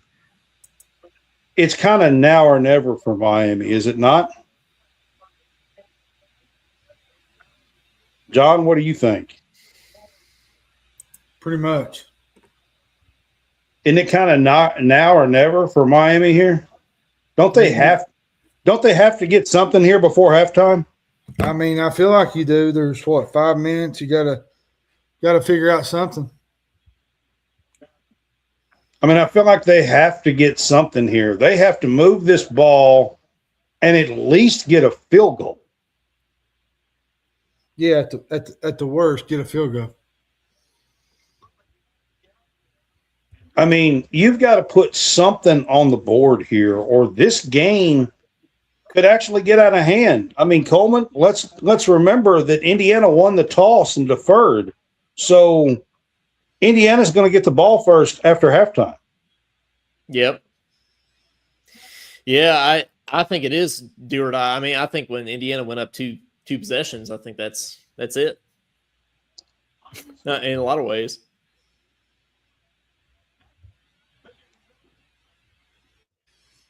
And now they get stopped. I mean, I don't know what they're doing. I mean, I understand running the ball on 3rd and 1, but why can't they get a 1 yard?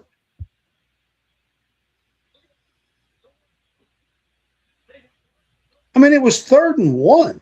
I mean, okay, John, I said it was do or die. They're going for it here. If they don't get this game's over. That's what it feels like. Wow, this is right on the line. It's going to depend on the spot.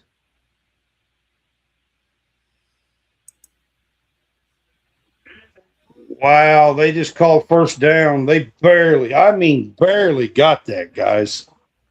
Oh, my goodness. Sure, that was close.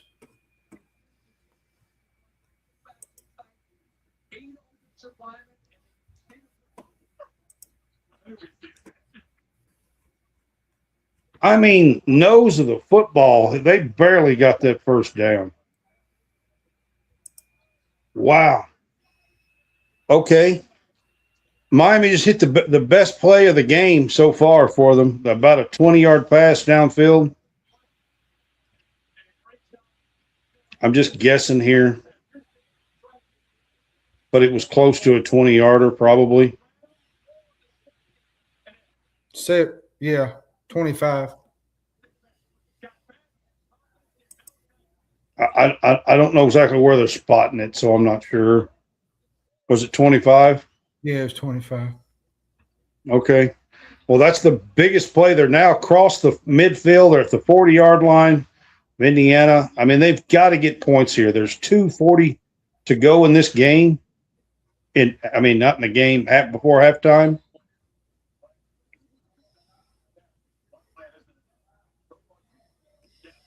Feels like they're gaining a little momentum here, but I mean, Miami has 2 timeouts left. They're going to have the 2-minute timeout here. There's 2:15 to go. I don't know if they're going to snap this before or if they're letting it go down. Kind of looks like they're letting it go down.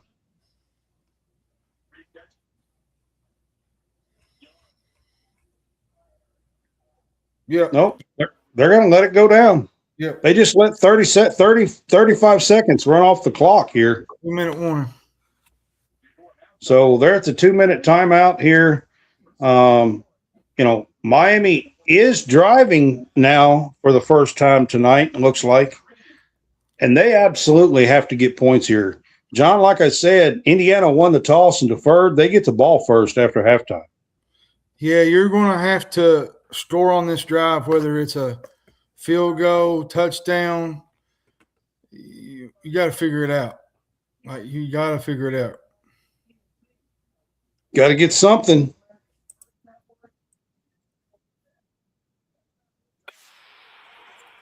Yeah, Indiana getting the ball and starting the second half is a huge thing.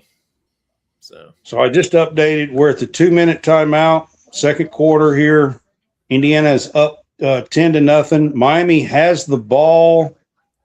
John, where are they at? About the 40-yard line? Mm-hmm.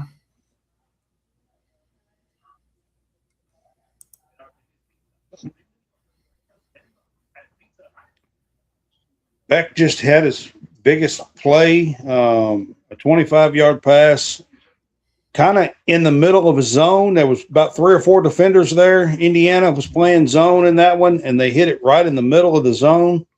Nice little pass and run out of bounds here at the 40-yard line.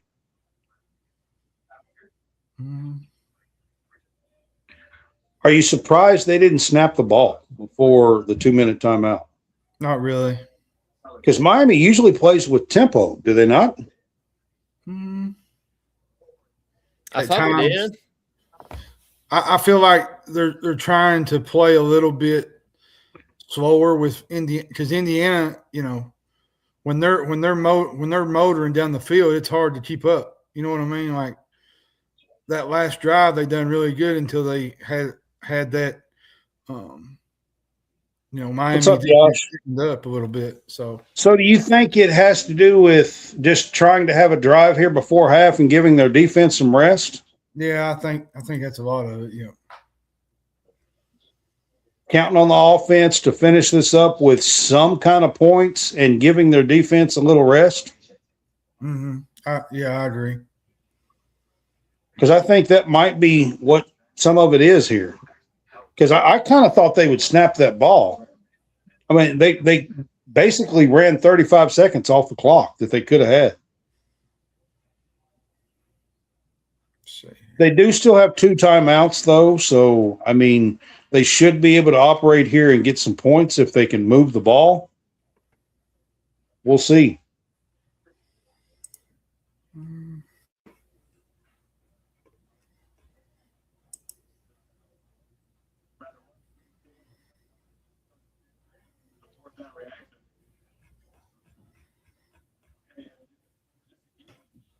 See, that 4th down was so close.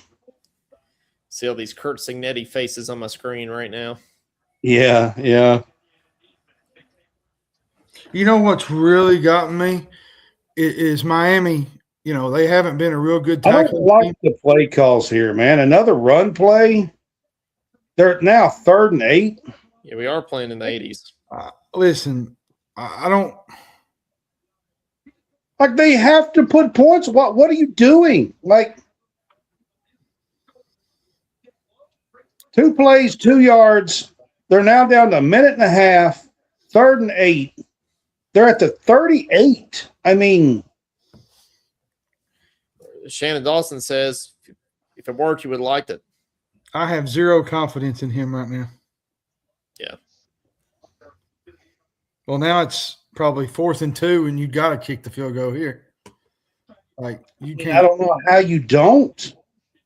You've got to get points on the board here, Mario.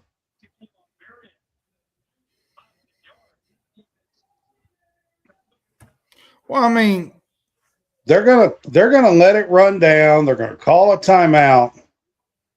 There's gonna be about 37, 38 seconds to go here. 4th and 2. I think they're at like the 32, but this is going to be like a 49-yarder or something, isn't it? Yeah. The problem here, Brad, they're not getting any push from the offensive line. Like, Indiana is like pushing them back. They are. You're right about that. I mean, it's difficult when they're trying to run the ball. I'll be honest with you. When you got a score here, I didn't like the play call to 1st and 2nd down. They tried to run the ball pretty much up the middle. I didn't like the play call. Maybe one of the 2 downs you do that. I don't like doing it twice. I don't like Miami's play calling right now, either. Nope. It's not 4 runs. So they are going to try to kick this field goal out of the timeout, looks like.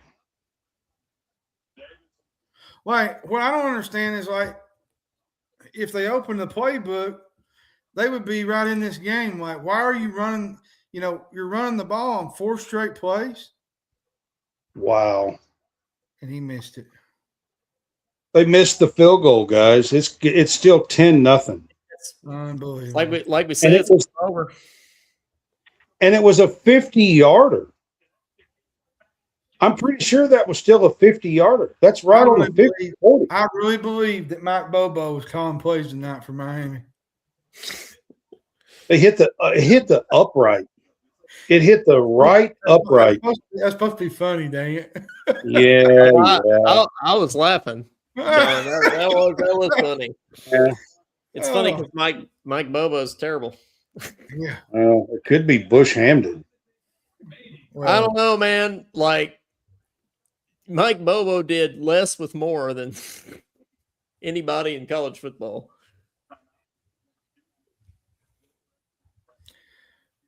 I don't know. Well, my thing is, I think they're going to let the clock run out here. I believe. Clearly, Shannon Dawson doesn't trust Carson Beck to throw the ball. Because why do you run the ball on 4 straight plays? I don't know. I mean, they passed it on 3rd down, but they had to. They got 6 yards on a pass play on 3rd down, but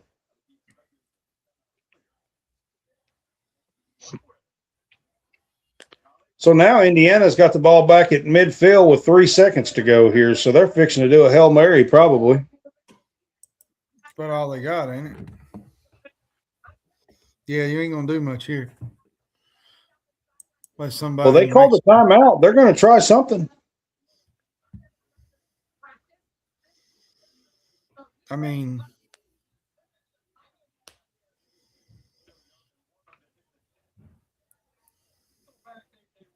yeah, Josh, it did hit the right upright, the field goal. And it was a 50-yarder. I mean, why are you running the ball at the 39-yard line twice when that's what I'm saying. Like, why do you not put it in the hands of your quarterback? Is Shannon Dawson afraid that it's what he had to lose? It's a national championship. Exactly. Like there is no tomorrow. What are you waiting on? Yeah. Right.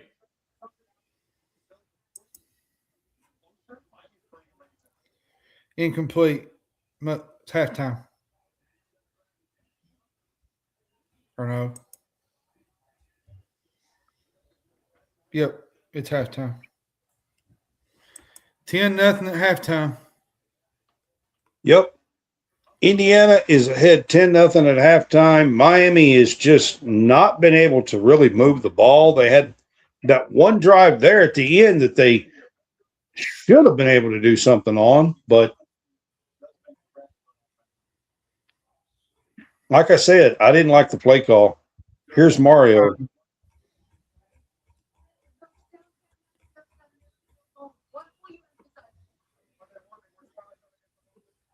Probably time for a water break. You and Brad can work on some topics. I'm gonna go get me something to drink. Sounds good. All right, man. So Mario talked about trying to find some offense. Yep, that is what they need to do. Signetti's probably saying how they're playing terrible. Actually, he's talking about late hits on Mendoza on one drive. He said there was 3 of them. That's what Signetti's talking about. Yeah.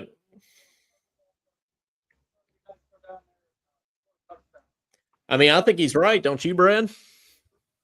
There definitely was 1 or 2 for sure that could have been called, but they didn't. They didn't call them. So if you're Miami, you have to continue to do that. I mean, that's just you have to. Until they call it, yeah. Until they call it, you got to do that, yeah. Yeah, I mean, they absolutely have to try to do whatever they can to get back into this game. I mean, down 10-0, Indiana's going to get the ball after halftime. This is halftime of the national championship game. It's probably going to be a little bit longer than a normal halftime. They usually have like a show here. You know, somebody's probably going to be singing, come out here. It's probably going to be a 20, 25-minute halftime here in the national championship game. So with that said, I am going to say that Indiana is up 10-0 here at halftime. But Coleman, this is my halftime topic, and I want to bring this up because we haven't had you on for a while, and Coleman is, kind of leads a podcast called Talking Kentucky, and I thought at halftime here that we would kind of go through a few Kentucky football topics here, and I wanted to get your takes and your opinion on Kentucky's new football coach, Will Stein, and just what your initial thoughts are. And then I've got some points there that I'm going to go through. You don't have to hit them all on that. We'll kind of pinpoint a few things here, but I just want to get your initial thoughts on Will Stein. Yeah, I mean, I think, I haven't spoken on this at all yet, and a lot of people have asked what I've thought. I think you have to give Mark Stoops his flowers first. Mark Stoops gave me some of my favorite memories as a Kentucky fan, period, let alone Kentucky football fan. I mean, snapping the Florida streak, is a big one that's memorable for me. I mean, you guys know I was at the game that we beat Ole Miss on the road. That was huge. Just so many great moments over the years there for Stoops.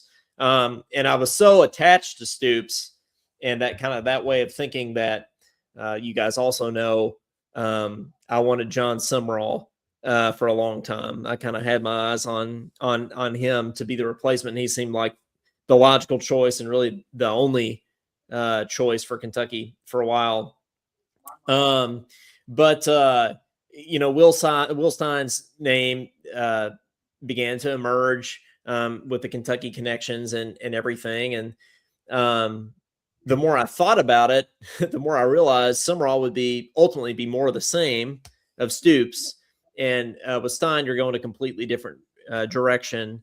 And as the Stoops era started to wind down, I realized we just, to be able to compete in the SEC and to be able to reach the college football playoff this day and age, you need to be able to put points up. And we just had not been able to do that. Will Stein is one of the brightest, offensive minds in college football.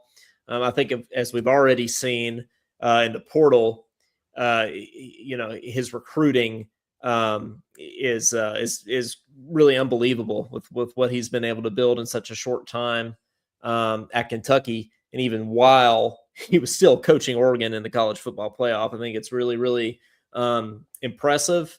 I think he is going to be the guy in this era of recruiting. Let me ask you this: were you surprised? Were you surprised at how fast, they jumped on Will Stein, and within 24, 36 hours, he's the guy? It seemed like. Were you surprised at the speed of it? I was pleasantly surprised at the speed of it. I think we did need to move that fast because of the number of coaching vacancies that we had this year. Is kind of we were talking about a little bit ago. I think we did need to move that fast, but I wasn't confident that the administration at UK was going to move that fast. So I was pleasantly surprised that we did. I was actually on a plane when we ended up hiring Will Stein. There was a lot of chatter that we were going to hire Will Stein. I heard about 3:30 that day that it was a done deal. But then the news broke later that night around 8 or 9 o'clock, I think. It was 24 hours. I feel like you had to hurry, I think, because you had the transfer portal coming up. You had a lot of things happening. You needed your staff in there, people on campus. Because if you don't have a coach and the portal opens, a lot of these kids ain't going to wait it out. Well, it wasn't the portal that was happening right then. It was the early signing period that was the early signing period. Yeah, but what I mean, you had the portal after that. Yeah, and I feel like you needed a coach in place. At first, I was really bummed that we didn't get, like I said, that we didn't get Summerall. But I think already, you have seen in the portal, clearly the right choice was Will Stein. Summerall So is not. let's, I'll jump to that for you. I mean, let me ask you. I mean, the portal class that he's got and that he has signed so far is inside the top 10. It's been inside the top 4. It's still inside the top 10, and he's picked up some former 5-star kids that maybe have had some injury problems, but some former 5-star kids, a 5-star left tackle. Coleman, what's your initial thoughts here on the portal job that he's done while still coaching Oregon, by the way? Yeah, I think it's insane. I mean, I think he was the perfect hire, to be honest with you. I know we talked about Brian Hartline too. But I think Will Stein, and there was even names that were being floated, like Dan Mullen, and some other names too. And I don't think that would have been the move. If you're looking, 10 years down the road, trying to build a program, you need a guy that could come in, re-energize the program and be able to get, again, a portal class like we've seen in here. I think a lot of people are disappointed we didn't get, the quarterback that ended up going to LSU, Arizona State guy, Sam Levitt. Is that his last name, Levitt? Yeah. But I think we have to be happy. I think Kentucky fans need to take a breath. This Notre Dame kid that we're getting. I mean, when's the last time that that we've had such a highly rated quarterback on campus at Kentucky? Right? Well, I mean, let's be fair. Me and Brad talked about this. Sam Levitt went on a Michael Jackson tour. He did. And did we really want? Is that the kind of culture? I don't mean that disrespectfully. No, I'll be honest with you, Coleman. I was impressed that he quickly pivoted. That Stein quickly pivoted. Yeah, I was too. I think I didn't see that as a negative. I saw that as a positive. Like, I was actually impressed because when he started going to, 3rd visit, 4th visit, 5th visit, I mean, Stein said, okay, we're pivoting. We've got another guy that we think is going to be right there with you, and we're moving on. And that's what he did. It was kind of impressive. And, in that same night, Kenny Minchie was all but going to Nebraska, and all of a sudden, yeah, and he had to move quick. Yeah. And comes like it was, and then you had Nebraska fans going bottoming it out like they was. Well, he was committed to Nebraska. Yeah, he did. Yeah, we flipped him. So I mean, he had to move quick on it. So, and then I want to ask you also. So he gets hired. He comes in for a press conference, and I don't want to ask you about that press conference, but that day was actually the high school early signing period. Yeah. And he basically kept commitments from Stoops. And I thought it was kind of impressive for him to, on the day, to not tell these guys, I'm sorry, but we're going in a different direction. I thought he's got a little character. He lost one, Dallas Dickerson. Yeah, but that was after he signed. He did sign that day. He was committed. Yeah. You talked about his character. Yeah, I heard him say today in his press conference. Yes. I didn't think that would be. He said I didn't think that would be, good of me or good on me or whatever it was. I think it was words, and so I have a lot of respect, and I think hopefully he we're able to hold on to Stein for a long time, and he doesn't leave in 2 or 3 years. I don't. He is a young guy. Yeah, I don't think he will, but if he were to, he's not going to pull Lane Kiffin. That he's going to be loyal because, you saw what he did at Oregon, right? Right. So, and you've heard him talk about, about how he's kind of running the program and treating the recruits that were already here. So, yeah, absolutely. Now, so we already kind of brought up the press conference today. Did you get a chance to listen to watch the press conference today? I'll listen to bits and pieces. I haven't listened to it front to back or anything, but yeah. All right. What you did hear? I mean, were you impressed with what you heard?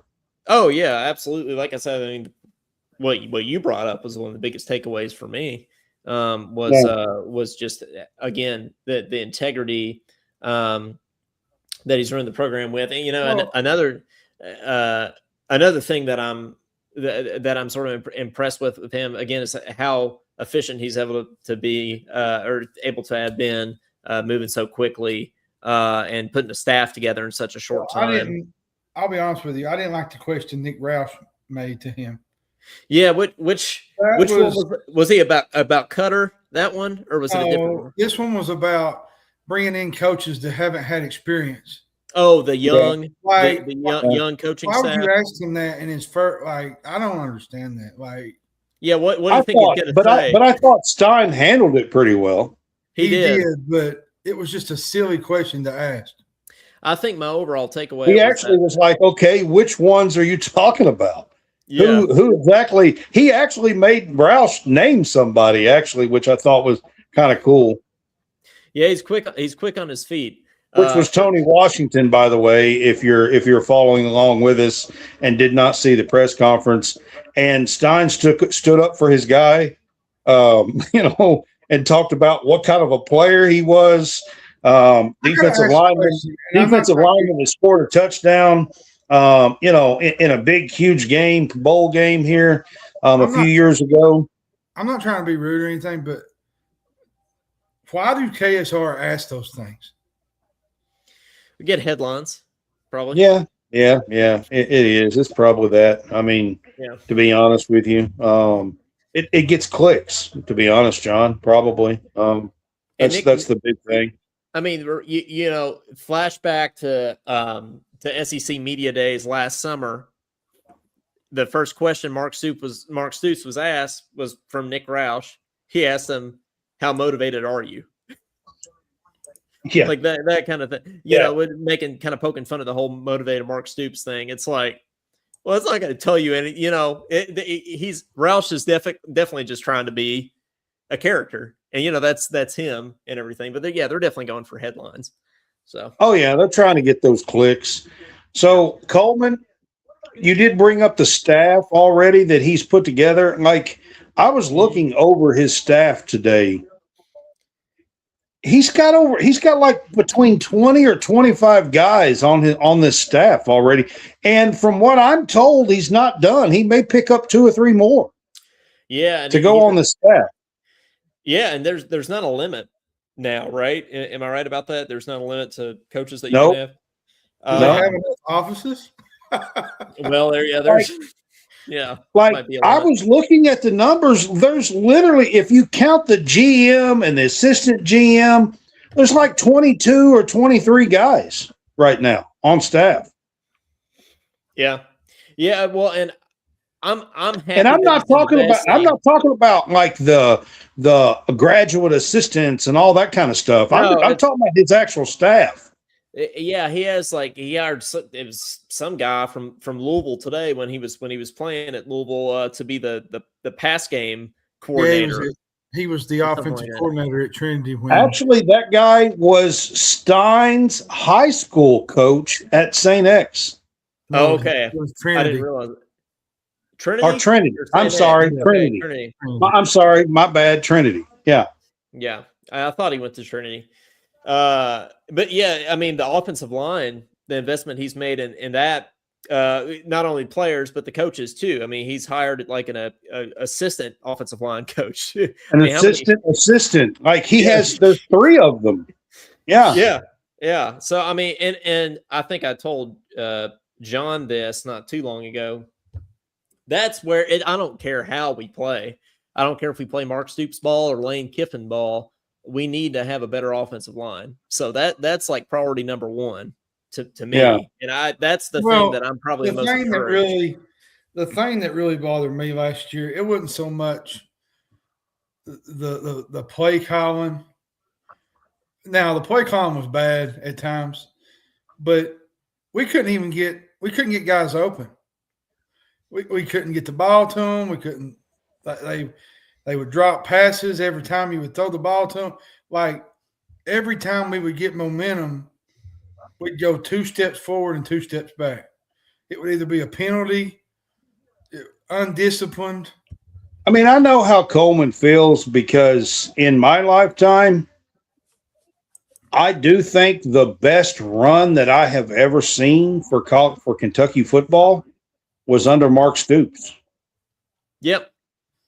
I mean, and I go way back further than Coleman does. I got a little gray in my beard here. So, I mean, I go way back than Coleman, further than Coleman does. Coleman's, in my opinion, still a young guy. So, but thank you. Yeah, in my opinion, he's still a young guy. This is partly for me and then partly for you because I feel like this is where it really got destructive and off the wheels. I felt like after the Vanderbilt game last year,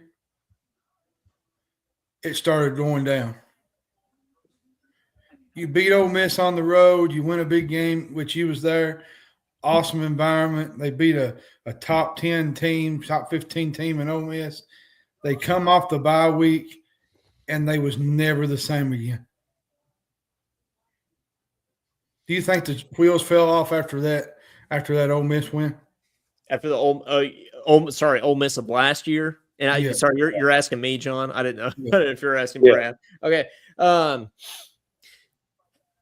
Yeah, I mean, nothing ever felt the same after that game. That's for sure. But then you had moments like the Florida win and the Auburn win this year that just seemed kind of random. I know Florida wasn't good this year, but that's the largest margin of victory we've ever had against Florida. Well, it's like, to me, I was actually there covering it. And I had people up in the booth saying, how are we beating this team? Like Florida was actually playing really good coming into that game. You know, they had lost some games. Now they played Georgia pretty close. They played Ole Miss pretty tight. It was uncharacteristic. Florida just didn't show up. You know, Lagway played really bad. The defense didn't play great. And Cutter Boley had a big night. Honestly, that was probably the offense's best game of the year. It was. Yeah. Cutter Boley played as good as he had. Yeah. Like that was probably their best game of the year. And then,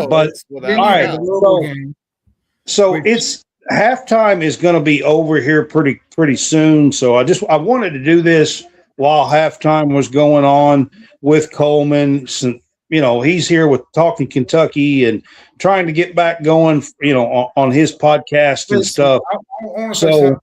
I do want to ask you one more thing, Coleman, before we move on. I mean, what's your initial expectations next year for the what Stein has put together here for next season? You know, we've seen the schedule that we've had the past 2 years, and it's rough next year too. It's probably going to be, of the past 3 years, next year might be the hardest schedule out of any of them. So I think we're going to be a lot better than we have been, but the record just might not reflect it. You know, I mean, just realistically, the SEC home openers against Alabama at home. Yeah. To be fair, Alabama's not as good as they have been in the past. No, but they'll have more talent than we do. But you know, I think there's a world to where if you were to win that Alabama game, you know, you could win 8 or 9 games next year. I mean, okay, if you could do that, you would make some noise if you could beat Alabama at home. Second game of the year. I'll be honest with you. Yep. And then I want to say something about Stoops before you cut me off. Yep. I love the fact that Stoops brought stability to this team, and he brought, you know, wins. He 2 10-win seasons. You know, the Terry Wilson team where they came from behind at Missouri and won. Like, that was a special team. Listen, what Stoops done is probably, you know, let's be fair. It's going to take a lot for Will Stein to kind of replicate all that. You know, he built a pretty good story in Lexington, Stoops. Yeah. And now, like he was talking about with Will Stein, you beat a couple of these teams coming into next year, you might change the direction in that. You beat this Alabama team, you might get Kalen DeBoer fired. He might. That I might know be. that sounds That crazy. might happen quick. Maybe. That's why you go into Lexington and lose I to mean, Kentucky. we're really good. jumping the gun here, but that's a true story if it was to happen. We're really good. We're really good at getting coaches fired. I mean, I think if Kiffin would have lost, it's not crazy that we beat Ole Miss this year too. I mean, we had them had a lot of teams beat this year. Yeah, I was there. That was a. How do you explain it? Like, well, we got Napier fired. We got Freeze fired. We had a 10-0 lead, and we had them backed up. Fourth down. What was it? 4th and 3 at their. That's where it changed. That's where the season changed at their 50-yard line. And they hit a big pass play right down the sideline, and it changed the whole game. That's right. Yeah. And Trinidad came in the second half, and everybody knows where that ended up. That led to Simmons. All right, Coleman. This game's going to get started here. We're going to move on from this topic. I wanted to do this at halftime, but I want to say this. Talking about next season and expectations here, I really honestly love what Stein has done in the portal on the offensive line. And I think that is going to be absolute key for next season is he's landed some stalwarts at center, at left tackle, some really good guards and pieces here for this offensive line. And to be honest with you, I think that's going to be key on where this team goes, whether they are a 5-win or 8-win team next year is going to be depending on the offensive line. It absolutely is. And I think it could go either way. I think we're going to be bowl eligible at the minute. I think we at least get 6 next year. And with that schedule, that would be a great thing. So I believe there's a world where you beat Youngstown, South Alabama, possibly Missouri, Vanderbilt. It's at home. Yeah, Florida possibly. I think it's at home again, and maybe Louisville. Yeah, which would be 6. Yep. Yeah. All right, this game has started back up. Indiana does have the ball first here in the third quarter. Coleman, I hope you enjoyed kind of talking a little bit about Kentucky stuff. You hadn't been on for a few months here, so you got sacked. That was the first time, ain't it? They've hit him. I don't know if they've sacked him or not.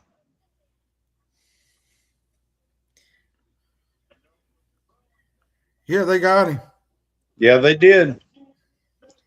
They have hit him. Mesidor got him. Yep, Mesidor. The O-line we put together, though, on the Kentucky side. Josh, you can keep on dreaming. I don't think we're winning it all next year. Josh ain't even a Kentucky fan. He's an Ohio State fan. That's funny. Yeah. He jumped off Kentucky's wagon. He's a Buckeye fan. He is a Buckeye fan. That's funny. That didn't work out too well this year. Nope. Yeah. I guess next year he'll be an Indiana fan. Next year will be his year. Come on, Josh. I'm just messing with you. He'll be like the Cowboys. Next year will be their year. He says Colby come out of retirement. Dang. Yeah, here I am. Miami's making major mistakes. Yep, that was a big one right there. They're just going to give him a face mask first down right here. What's up, Clyde?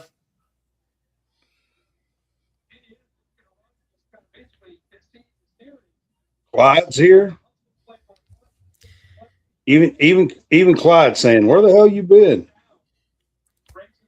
Well, you know, as John Calipari would say, real G's move in silence like lasagna. So,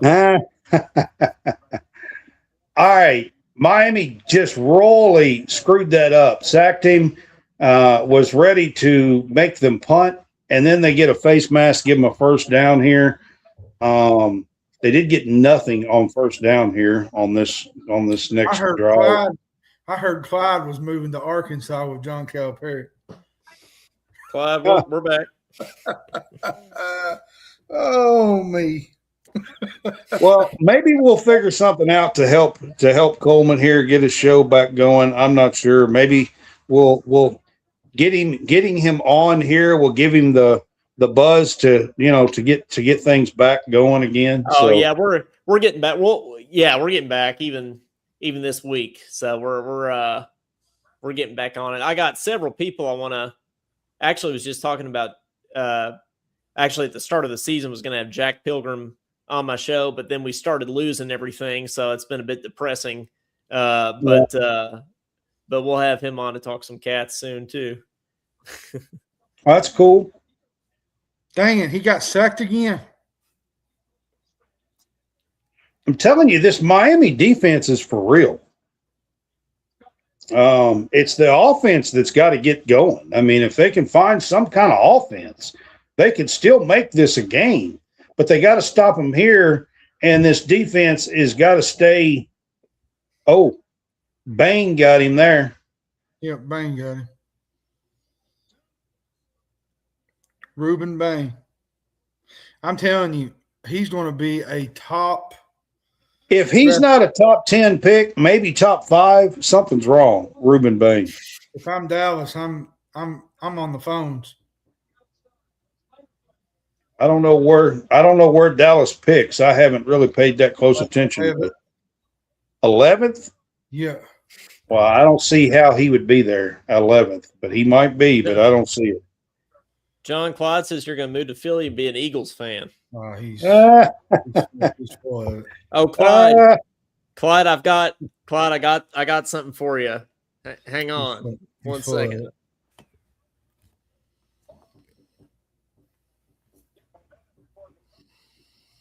So Miami did force them to punt here, and they are getting the ball. So they did stop them out of the halftime here, first drive.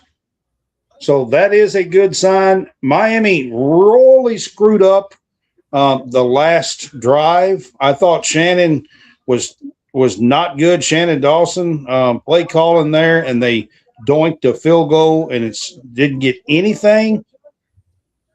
John, they have to score here, right? Yeah, they have to. They have to put some.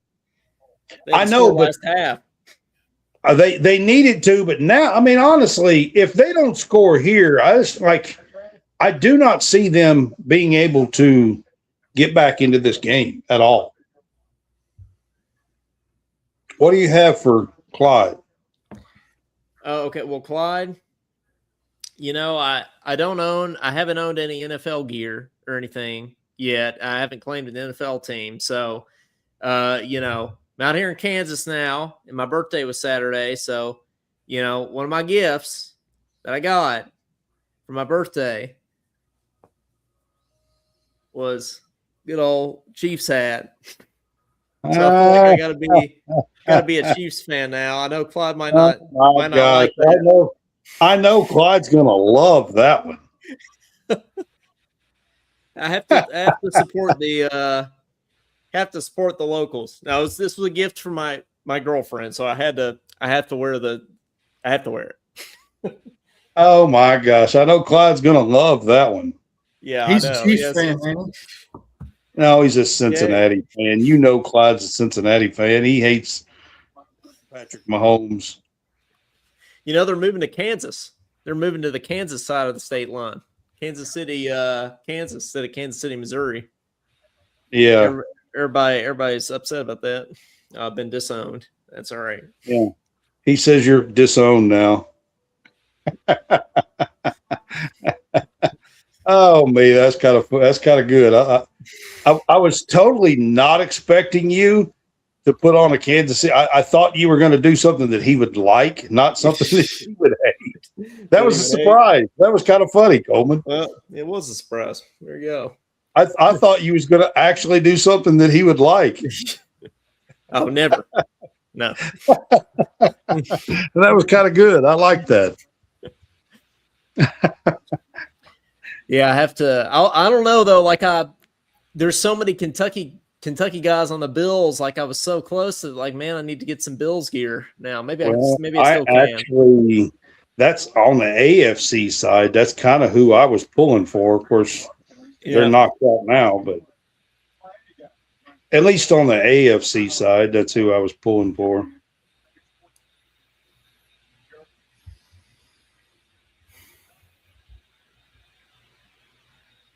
All right, Miami's got the ball here.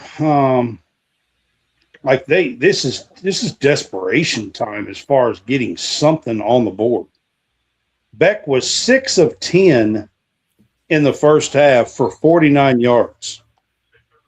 He only had 49 yards in the first half.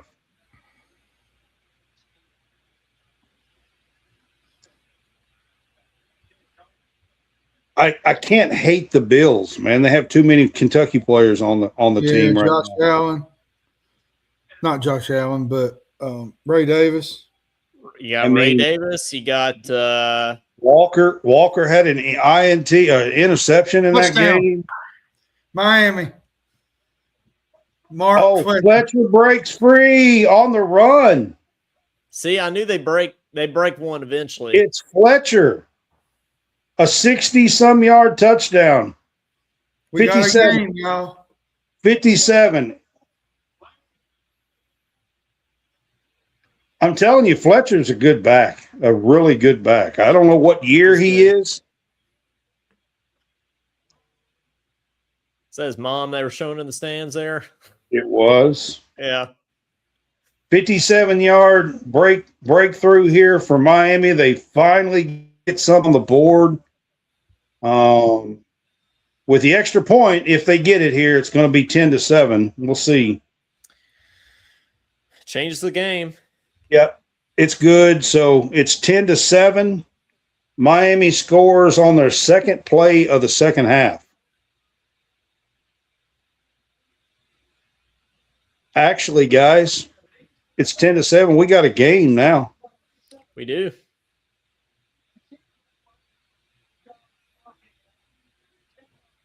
Like, that's what we needed to see. Like, it's the national championship game. It's fun to actually have a competitive game and not a blowout or something, you know? Mm-hmm. Like, you don't want to see a blowout. Remember that year it was a Georgia TCU and that Georgia was eating chicken wings on the sideline in the third quarter? Golly, they were killing them. It's like, see, they broke 60, didn't they? Or at least broke 50. It was like 63-3 or something like that. It's just like, and you're just going to have more of that if you expand the playoff to 16. Oh, yeah. Oh, yeah, absolutely. For sure.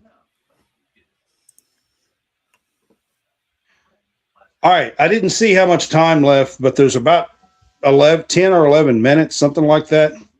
And we finally have a score here by Miami, and Indiana is up 10-7. 11:05. 11:05. 11:05. All right. 11:05. I didn't see the actual time before it went off, so I knew it was about 11 minutes. So plenty of game left here. There's still plenty of game left to play. Red Dead Redemption, he said. Oh. All right. I got a couple of topics here that I'm going to get to, and one of them can include the whole Lane Kiffin stuff that you wanted to talk about, Coleman. All right. All right. This is one that I wanted to get to with you here, and I think this is a big one. The tampering that's going on in college football and college sports is actually insane. Miami, just the other day, was in on this, stole the Duke quarterback who was already signed for 2026, Mendoza, who had already announced that he was coming back 4 weeks ago or so. And literally the last day the portal, he wasn't even in the portal, and they are offering this guy a house his sister a scholarship, NIL money. I mean, this stuff is insane. Over $10 million in value. Yeah. And then we've got the whole Lane Kiffin and the stuff that he's doing with Ole Miss and leaving behind and taking players and possibly like telling contracts and with, players, return players, so they'll get in the portal and all the stuff that's going on. This tampering is out of control, is it not? It is. And what's the answer? I mean, do you see a path that there's a solution that it's going to get better? I mean, even if you start having contracts and these kind of things, is that really going to fix it? Well, I think there is, and I will get to that. My next topic, I actually wrote an article about it, about what can happen, but I just wanted to actually have a quick talk here just about the tampering that's going on, and Kiffin is a huge part of that. Well, and the layers to the Kiffin tampering are deep, because it goes as far as coaches, and I mean all kinds of stuff here.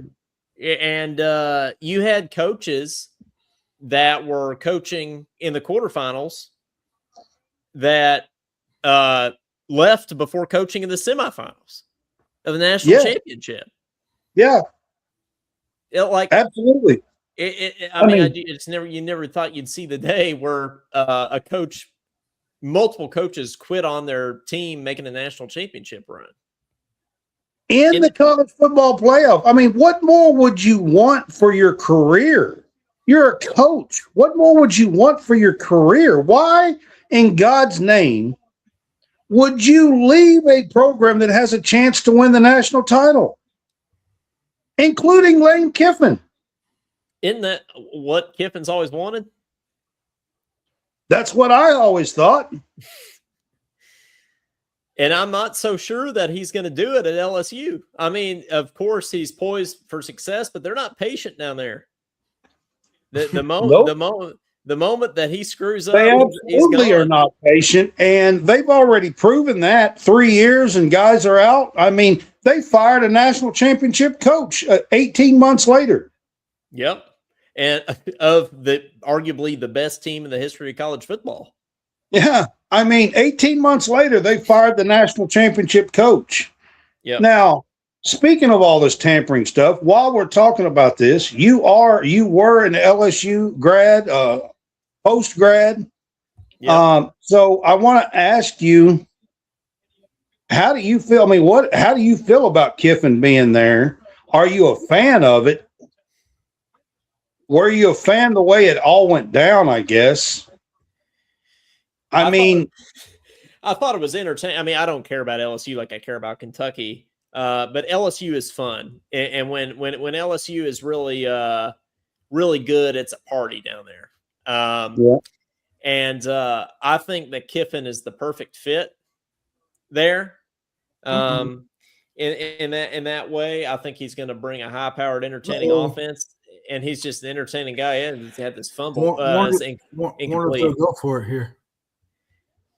I think he should. It's a national championship. I think you got to. But no, I think I've always liked Kiffin just because I've found him wildly entertaining. I just think how he trolls people on Twitter, the decisions that he makes, watching his teams. I mean, his personality is reflected in how he calls games. Quitting on a team that has a chance to win a national championship is some of the most insane things in sports I've ever seen. I wonder, just playing devil's advocate a little bit. Kiffin says that he wanted to I mean, I'm sure he knew that there was no chance he was going to be able to coach Ole Miss through the playoff if he left going LSU. To a rival, for God's sakes. Yeah, but what if? But LSU is a step up from Ole Miss. It's still one of their rivals. It's still one of the rivals. It's still got the Magnolia Bowl and everything, but I just wonder if Kiffin was caught in this sort of catch-22 where that's the only thing he could do is quit on his team. It's like it's now or never kind of thing for him. It's like I really thought that if he was going to, it was either going to be he left for a big time program like LSU this year or he never would have. I think it was now or never for him. I'll be honest with you, and for myself, just talking about the whole Kiffin thing here, I kind of thought Kiffin was holding out and was going to stay at Ole Miss, to be honest with you, and has been holding out for the Alabama job. That's very possible, and I would not be surprised if that happens. My personal opinion, I don't think he wanted to follow Saban. I think he wanted somebody else to come in there and then be the guy. I personally thought that Kiffin was going to stay at Ole Miss for another year or two, and then maybe if Alabama opens, that's where he would wind up being. Yeah. With this, Ole Miss is not going to have another team like they had this year. So this would have been the year for him to stay. If he was going to make a run with them, it would have been this year. I mean, but it was there for the taking. He left them. I got to jump off here for like 10 minutes, but then I'll jump back on. Is that cool? Yeah. I will say this before you go. Yep. Is I think he's more worried about yoga and other things besides football. The yoga, I can talk about the yoga when I come back. That's another thing that is interesting with him. But all right, guys, I gotta hop off to do something real quick, but then I'll be back on. Go Chiefs. Okay, man. Go Chiefs. All right. Go Quad. Yeah.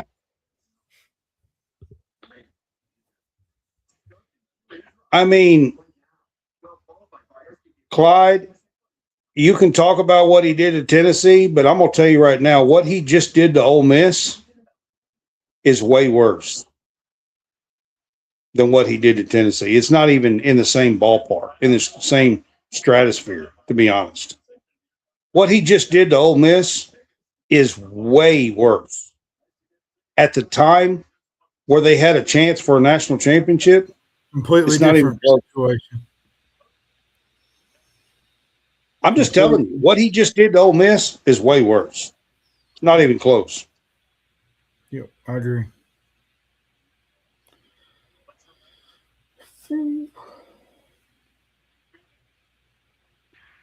All right.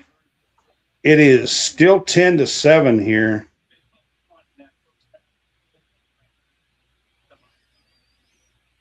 Miami has the ball. It is second down. Because, Clyde, it is. You walk out on your team in the middle of a playoff. I mean, come on. It's not even close. It's not even worth talking about or debating. Like, no. It's not even close. It's not.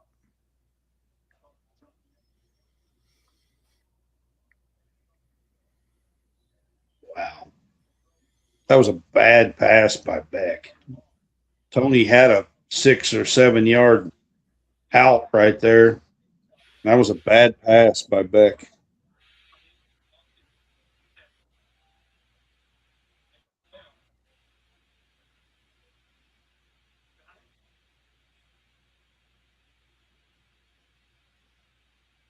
Third and 9, Miami is pinned back. They're on like the 13 here.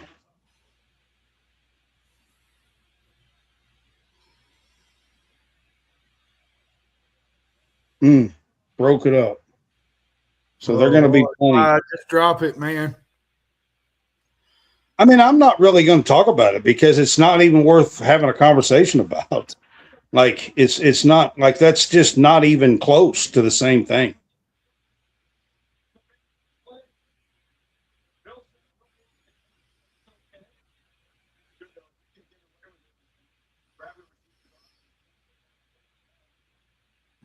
I mean, what he just did to Ole Miss in the middle of a championship and taking coaches and players and leaking contracts and destroying a whole program and a chance at a championship, with a team that he put together Yeah. to try to go win a damn championship, and then you quit on them and destroy them, and then think you want to go to another place where you're going to ask kids to believe in you?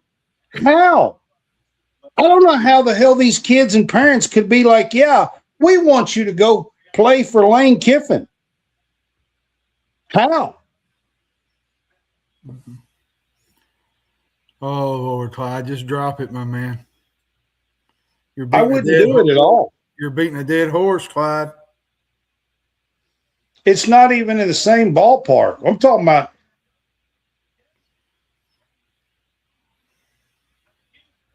Mesidor got to Mendoza again. Like, they're coming after him in the second half. I mean, they came after him in the first half, but they're getting to him this half.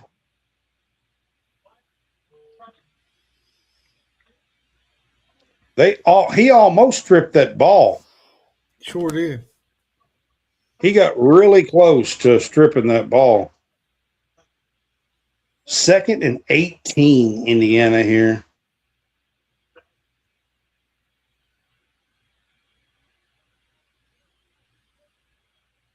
I tell you what, that Black runs hard. Every play.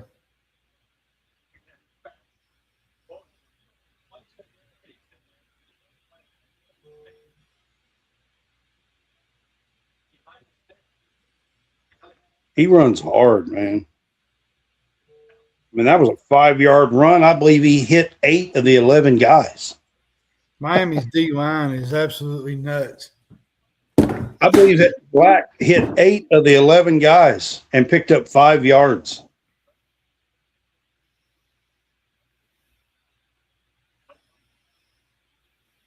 Third and 12 here.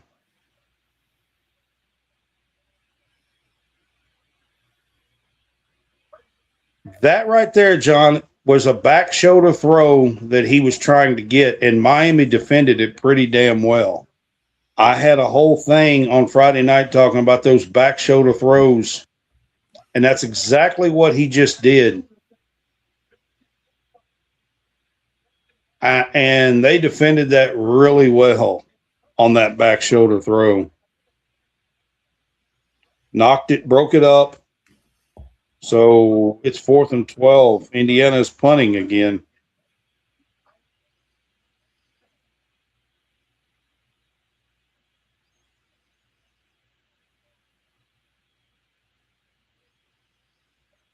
Yeah, I'm not sure that you catch the ball on a punt at the 5. Isn't that a mistake, John? Yeah, a little bit.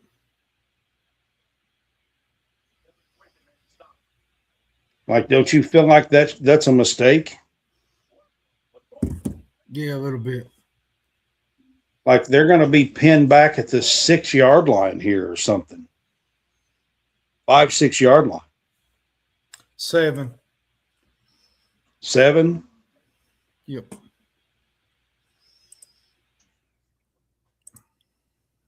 I mean, don't they teach you if it's past the 10, you let it go on a punt? Yep.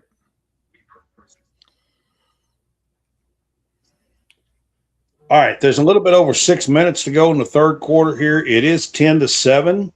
Indiana does still have the lead here. Miami's going to get the ball, but they're pinned back at the 7-yard line, their own 7-yard line. So we'll see here exactly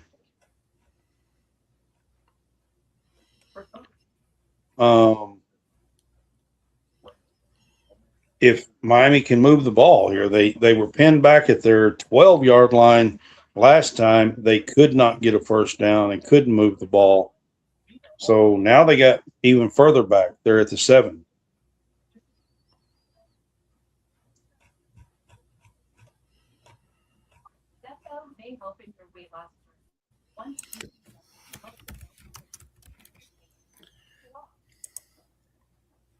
Did you like my background here that I have for us? Yep. I thought it was pretty good. Has the trophy in the middle, the helmets. Actually, it has the coaches, but you can't really see their faces. But it's got their colors and stuff. I thought it looked pretty decent.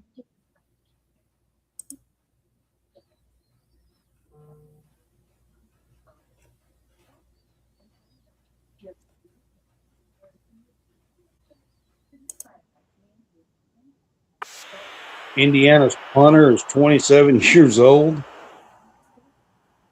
Okay. I don't really get all this stuff anymore. When Coleman gets back, I've got a topic that I'll get to on that a little bit, or that's part of what I was going to talk about. But Coleman's going to come back on here in 5 or 10 minutes. So we'll kind of continue some conversations. I mean, John, we definitely have a defensive battle going on here. Like, this has not been an offensive night so far. No. Like, Indiana struggled. Neither team can move the ball.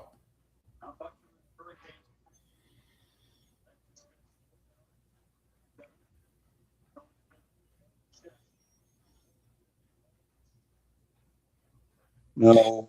Carson Beck is 23. You know what? I was thinking about this.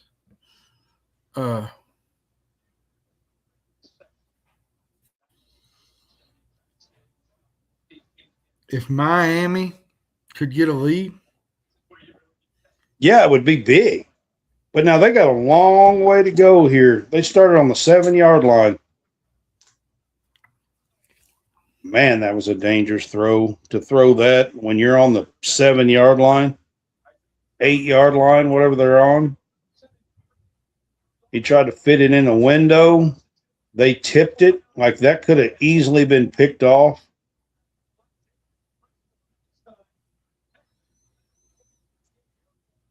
That'll cost you the game right here if they score defensively. Dang it. That'd cost you the game. Wow. Completed the pass. I think he's going to be 1 yard short, isn't he? Yeah. They got it to Tony. They got it to the guy they wanted. He got upfield, but I think he's going to be 1 yard short.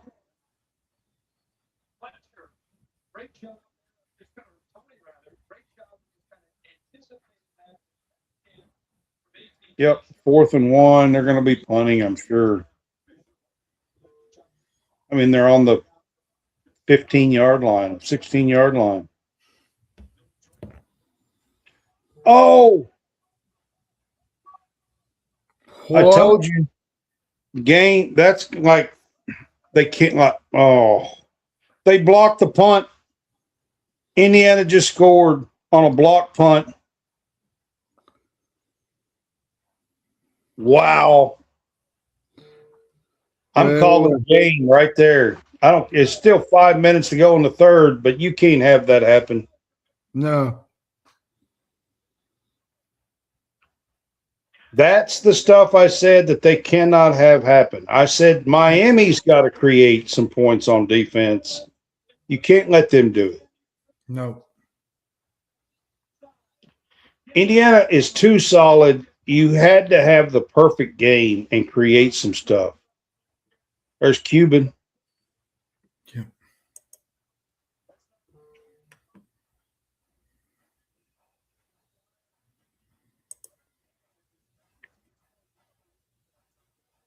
That's insane. That's their 8th block kick in the 2 years that he's been there.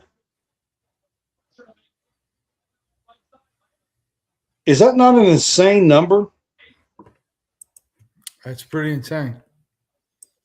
That's their 8th block kick. maybe punt, but I know he said kick. Goes into the end zone, blocks it on about the 4 or 5 yard line, goes in the end zone, they pick it, scoop it up, and score.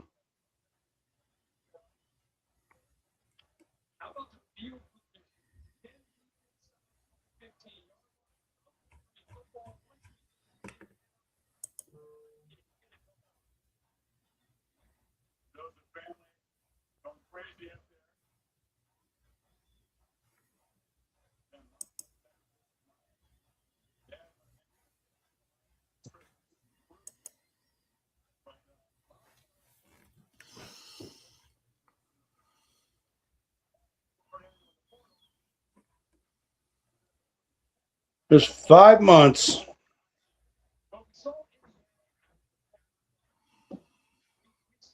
Five minutes in the third quarter. It's 17-7 now. They could still score a touchdown here and be in the game, but man, I just don't. 8th block kick in the last 2 seasons. That's insane.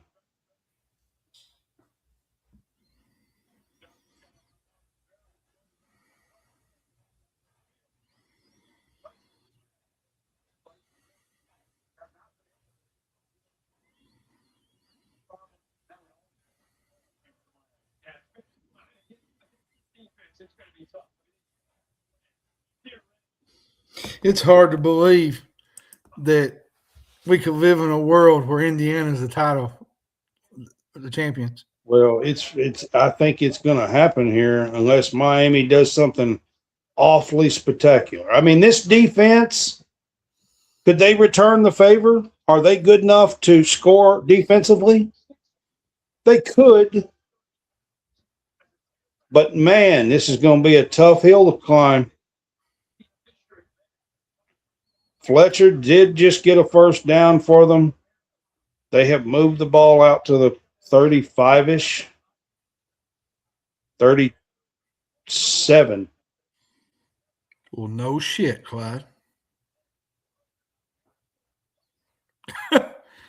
Like, Lord have mercy.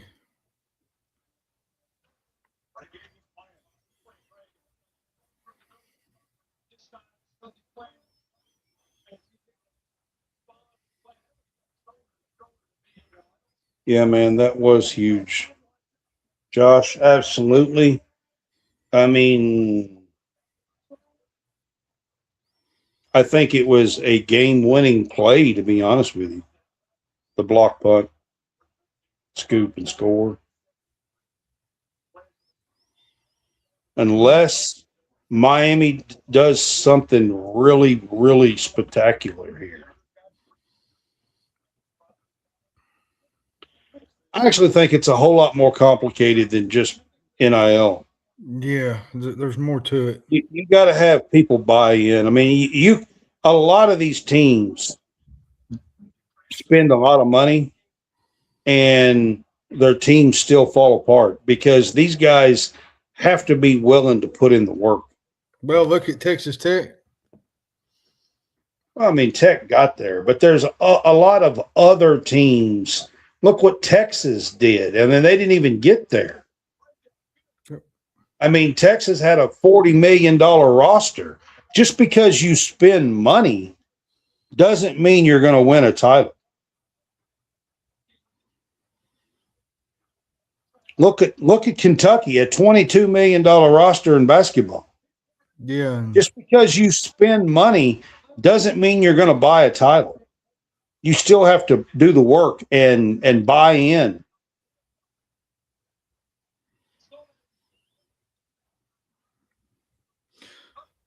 Obviously, a store right here would help.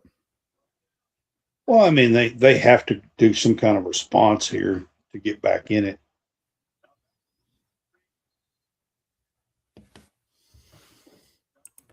They are driving. Miami is driving here.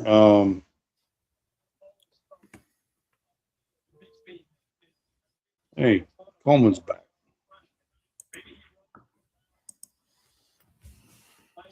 I'm back. Hey, man, Coleman, you missed the biggest play of the game. I see that. What? Well, I know It was a Indiana blocked scored. punt. Blocked punt. Miami was punting from their own 16, and they blocked the punt and Scoop and scored. Well, Miami's defense win games yet again, looks like. Down to the 12. They are driving here. I mean, this would get them back in the game, but they're going to have to make some special plays. They got the ball to Tony on a screen pass here. Tony's running out for a 20, 25-yard gain here down to about the 12.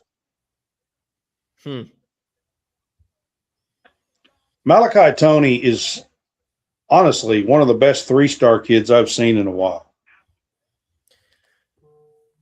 Yeah, he's that's hard to believe too.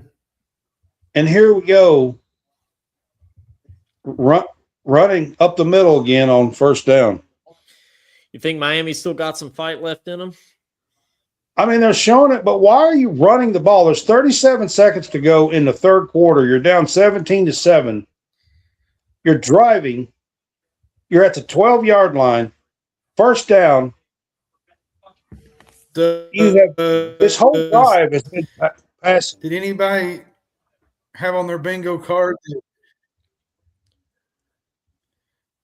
Did anybody have on their bingo card that maybe Bush Hamda's in Miami tonight? I did not have that on my bingo card. Oh. It's just another Kentucky offensive coordinator there. I mean, here we go. They ran it twice. They did get some yards on that one, but they still need a first down. It's going to be third down. And they just ran out the clock in the third quarter. So now we are at the end of the third. They do have the ball down to about the 4-yard line, something like that. I don't get just the whole game plan by Miami, to be honest with you. It doesn't.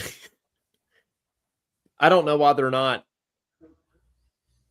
attacking through the air more. Like, why throw some shots down the field? I don't know. Yeah, they haven't had any real shots down the field. It's like again. It's like, what do you have to lose? I mean, at this point, you don't have anything to lose. You got one quarter, and you're never going to be together again. This team is finished. It's done. It's over. There is no tomorrow. Yep. Tomorrow, 20 of these players are going to be in the damn transfer portal. Yep. That's what's going to happen tomorrow. Or tonight. Yeah. Or tonight. When this thing's over. That's what's going to happen tomorrow. Yeah. Man, I don't even know this. Did Mendoza come from JMU? No, actually, he was out west. Wasn't he like at California, John? Yeah. Isn't that where Mendoza came from? California? Yeah, Cal. And he's a Miami kid. How did he wind up at California? From Miami? Bring it back full circle to the Kentucky stuff. Are you more or less seeing Indiana do this? Are you more or less encouraged about the future of Kentucky football? I'm one of those weird people, to be honest with you. I'm actually a little bit less encouraged because I think that what Signetti has done here is the last of what we will see of the old school, the old technique of football actually working. Well, because his success What is he's not. doing, people are like, well, you could just buy the play. He didn't buy these. He brought Yeah. a bunch of 2 and 3 stars with him. He didn't buy this team. Yeah. This is to me, what we're watching here with Indiana. For me, this is the last He got of in. the old school way. Touchdown. We got a game now.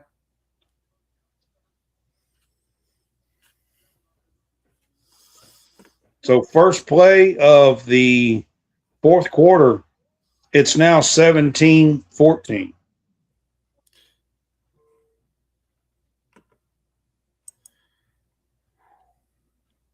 It's time for another water break. If Miami it's been a long freaking night. If Miami were to win this game, they need to do something for this Fletcher kid. Yeah, Fletcher's one of their better, and the Tony guy are the two best players, I think, as far as athletes.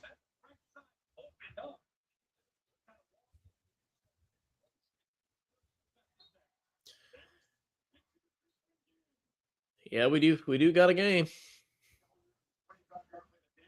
That kid's a competitor.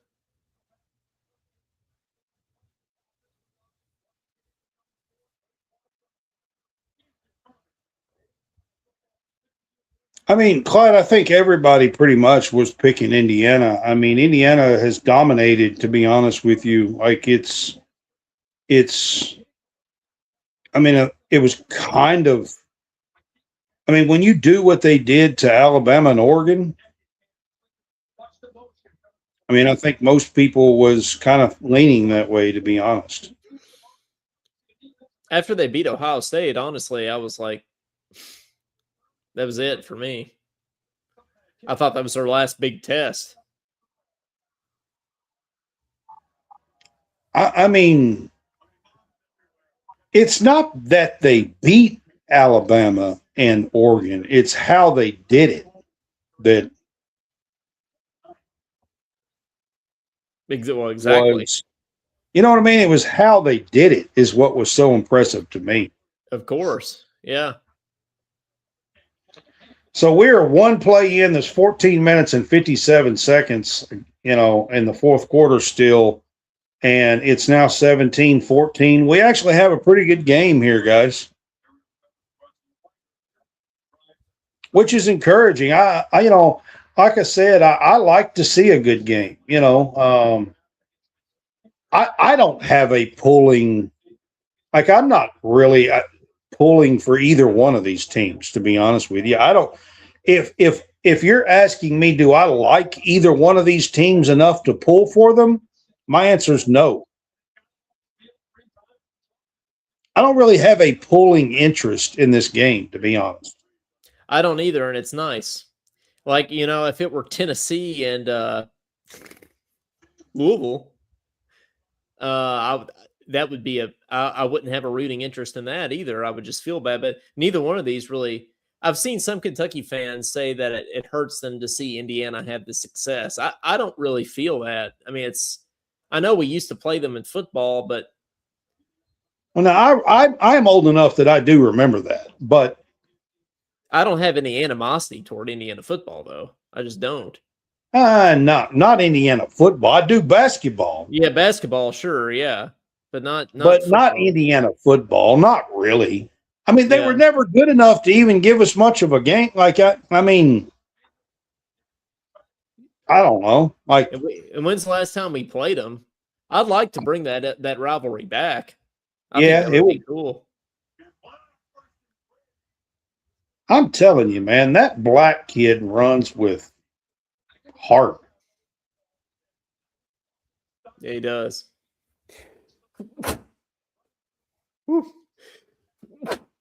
Excuse me. I mean, I'm just not. I really don't have a pulling interest in, I mean, I just wanted to have a good game, to see a good game.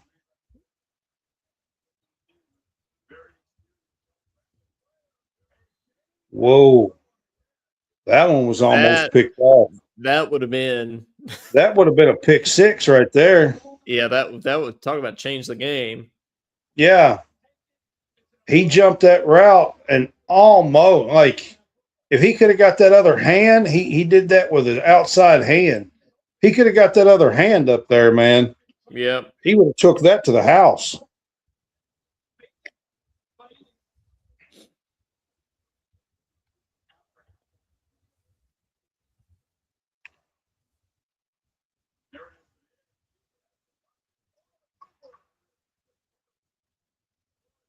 Okay. They just said that was Mendoza's first completion in the second half. I didn't realize that. That was his very first completion in the second half.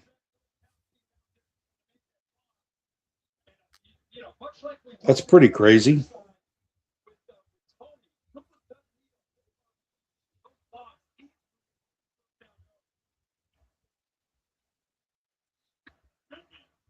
I'm going to be honest with you. You talking about college basketball, ready to put football down or whatever, Clyde? I'm not super excited about what's going on in college basketball, to be honest. Mm-mm.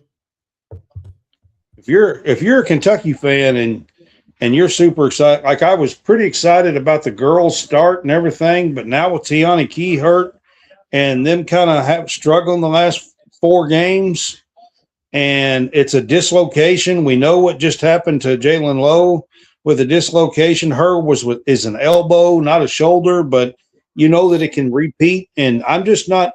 And the basketball team, while they had a great week and a couple of great comebacks, I'm still not like super excited about what's going to happen between now and March 31st.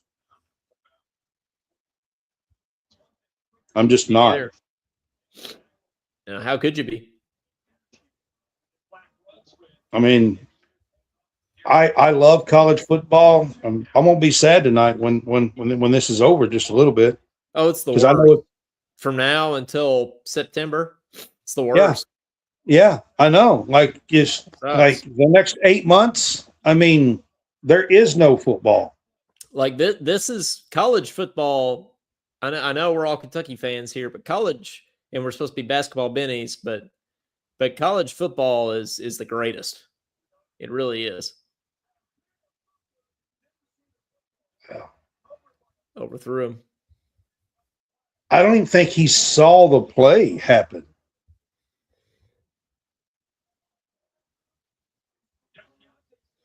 That was 4th down or 3rd down, so they're going to 4th down. Yeah, I don't think he knew the ball was coming to him. He didn't even see the ball. He looked, but he didn't find it. Nope. He got a little jersey. He got a little jersey on there too. They're gonna go for this. 4th and 5. All right, Signetti's gonna call a timeout. Signetti's calling timeout here. They lined up to go for this.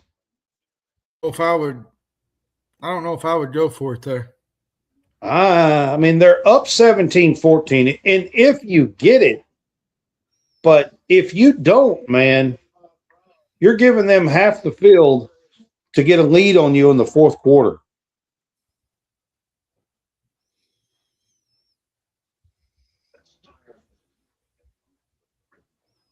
I mean, I'm not so sure that that's a great decision, to be honest with you.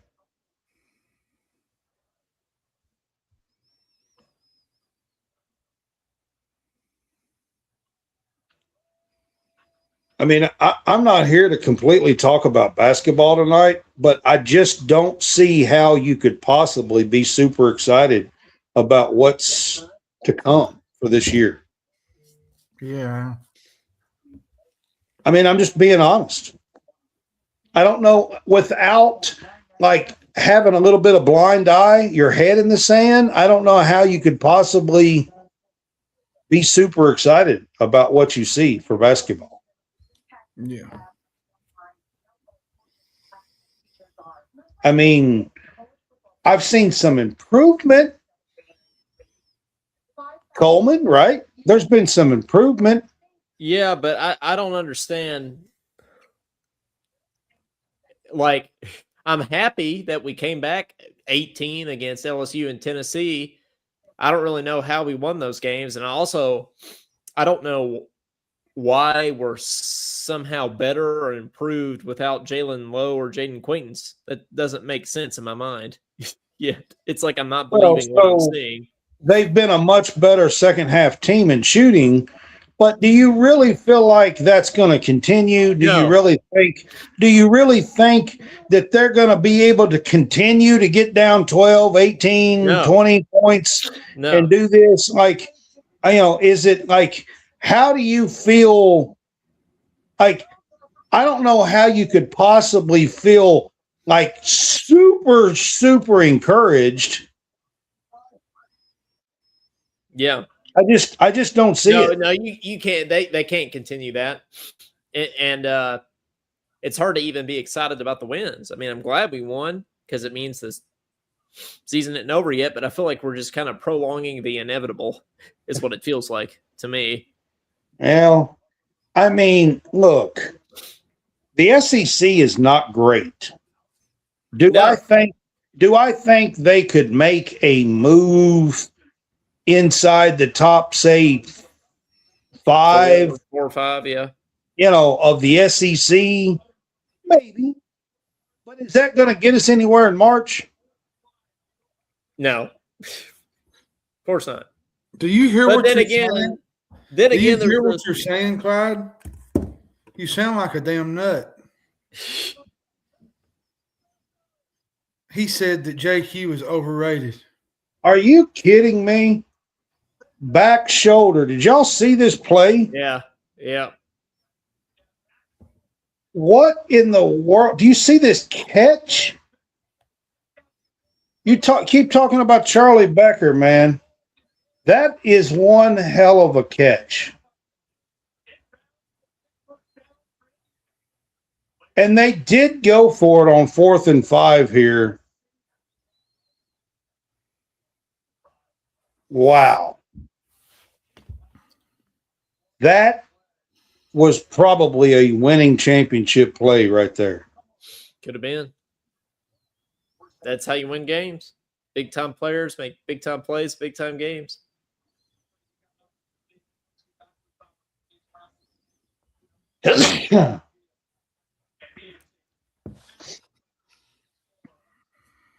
Well, there is nobody, Clyde, that dislikes Tennessee more than me. Nobody. Oh, yeah.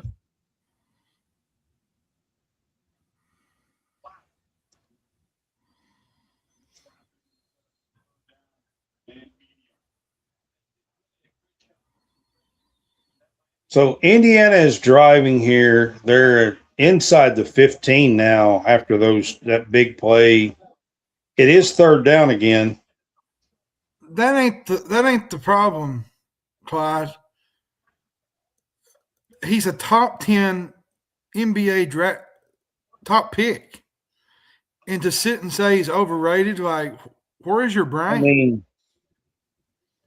Lord have mercy. That's Jesus. not even. Lord God. Oh my gosh. Okay, they're back to 4th and 5 here. They got to kick the field goal here, right?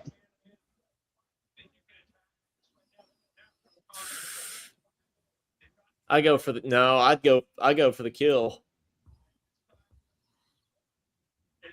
Yeah, but if you don't get it. Even if they score a touchdown. They're calling another timeout, but I'm telling you, you got to kick the field goal here, right? I mean, I don't see, because if Miami, I don't know. I'm not even going to answer. I ain't even going to answer. We're not talking. This is the national championship game. I know, the but game's on the line. He's getting on. Well, I don't care. He can talk about that, but we're talking football here. This is the national championship game. The game's on the line. I mean, hello, that's what we're doing here.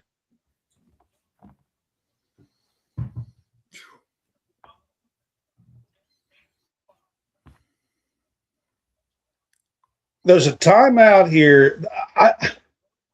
Okay, you have a chance. The kicker's definitely going to kick this if they do this. It's going to be like a 30-yarder. I think they're going for it, Coleman. Like you said, going for the kill. I would go for it. To me, it makes sense to go for it. If a field goal, I mean, you are on like the 13-yard line or something. So you do have them backed up if you don't make this. Yeah, I would say no. And you have the lead. It's 17-14. And they scored.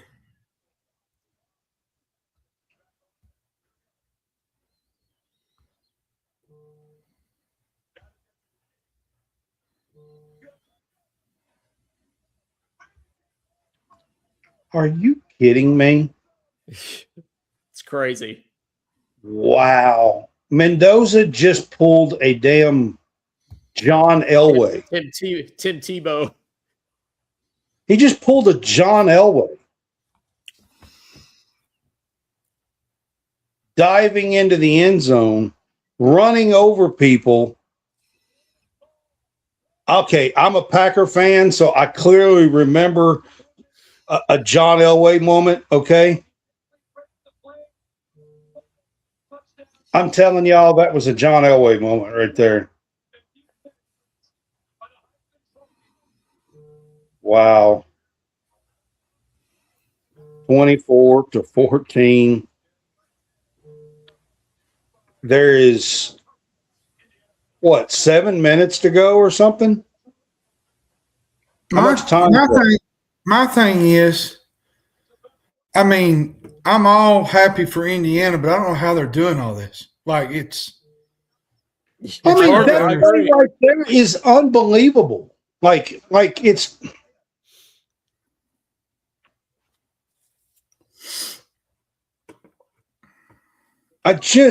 It's hard to even believe that they could do that. He just ran the ball. It was 4th and 5 on a 4th down, and he literally ran a quarterback draw and ran the damn ball up the middle. He just took off right up the middle and ran 13, 14 yards and ran over somebody and dove in the end zone. How does that happen? Kentucky did that to be a 10-yard loss. How does that happen? It is unreal. I'm with John. Like I'm all for Indiana, but I don't understand what I'm seeing. I don't either. I don't get it. Like, that would never happen.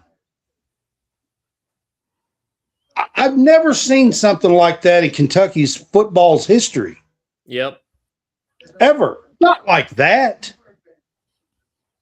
He literally ran a quarterback draw right up the damn middle on 4th and 5 and ran over somebody and dove in the damn end zone 13, 14 yards later. Yep. Like, how does that happen? With as good as Miami's defense has played, too.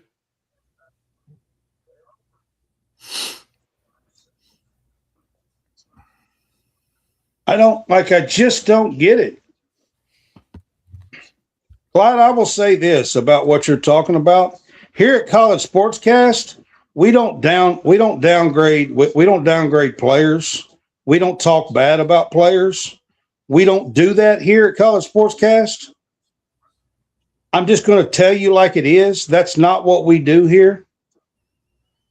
And I won't put up with it. I won't tolerate it, to be quite honest with you. You can do whatever you want to on your own. That's you. But we don't participate in that, and we're not going to participate in that. Period. That's not what we do here. I have interest in these players and these families and these kids and parents and everything else. And that's not what we do here. Plain and simple. I don't care if we're talking about the track team, softball team, the baseball team. I don't care what we're talking about. That's not what we do here.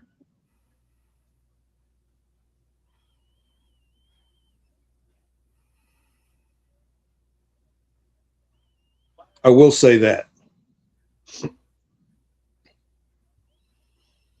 Okay, there is 9 minutes and 11 seconds to go here. And the only hope Miami has is to return a score right here, like on this drive. Like they have to score on this drive to have any hope. They just got a penalty on the kickoff return.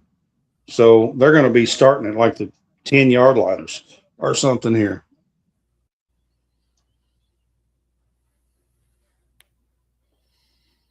Like the things that I see them do, that catch and throw by Charlie Becker on the sideline was unreal too. Although I could see that that play right up the gut on 4th and 5. Like, why would you even call that? Why would you call a play on 4th and 5 straight up the gut by the quarterback on a draw with a game on the line? It's like they have a cheat code or something. Like, how would you even call that and be like, okay, this is going to work?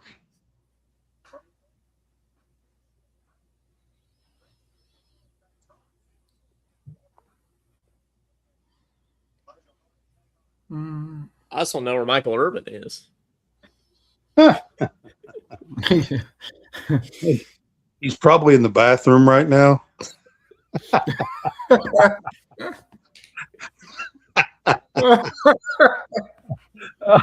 Oh, I'm sorry. I had to. Oh, my goodness.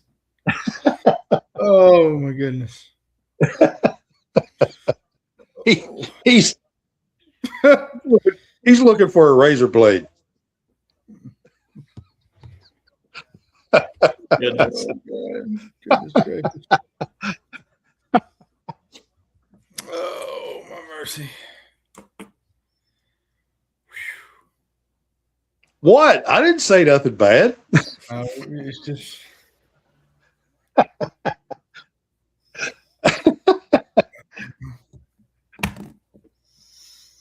I don't know what y'all are talking about. Maybe he needs to shave. My God. Clyde. He's bringing politics on here now.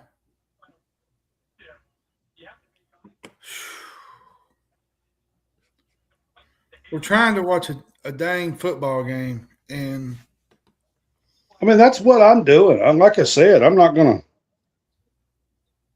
That's what we're doing here tonight. yeah, but he's in the comment box talking about Trump and politics. Like, at some point, Hey, even Trump's watching the game. He's there. Yeah, he is. yeah, but I know how Brad is. He don't Oh, like politics. wow. Now that is a great catch. Yeah, that was amazing. Oh, they said it's incomplete. For real? I think he got that. They're gonna have to review That that. looks like a catch to me.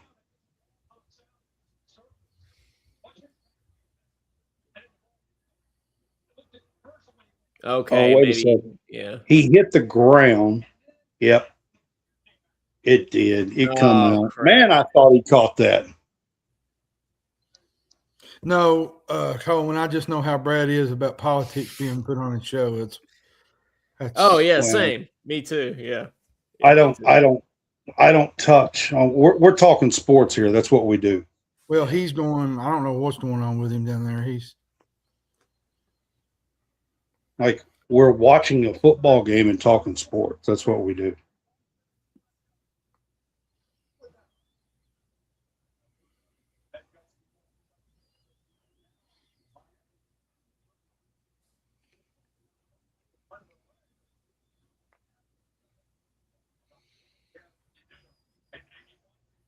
Mhm. 3rd and 15. I mean, I just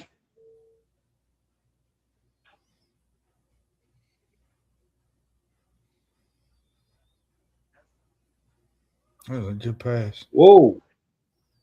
They got it. And they were backed up, so that was big.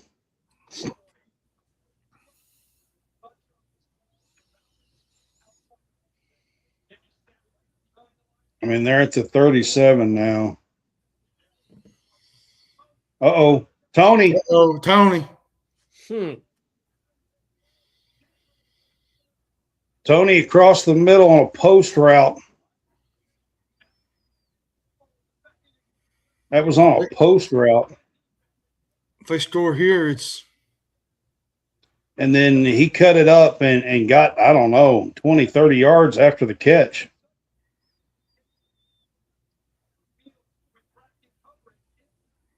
I couldn't really tell where they are. Where are they at? 22-yard line. 22. It's a 41-yard play. Oh.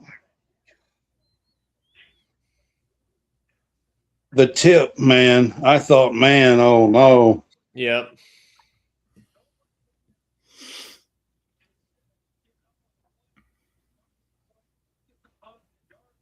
Hats off to Indiana, though. I mean, what a season. I mean, it's unbelievable, really. Touchdown, I think. Is that a touchdown? I don't know. You're ahead. You was talking about me earlier, so you've switched it and watching something else. Yeah, I must be ahead. Yep, touchdown, Tony.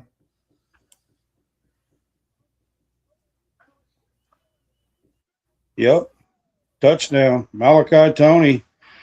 A very good quick response. They got the ball with just over 9 minutes to go. They just scored with 6 minutes and 37 seconds. And can cut this back to a 3-point game, 24-21. If they got to kick the extra point to do that here, but if they get the extra point here, it's back to a 3-point game. I mean, they're doing everything they can do to at least stay in this game and have a chance. Extra point is good. There is 6 minutes and 37 seconds to go here, guys. Hey, at least it's a good game. It is. Absolutely. It is a good game.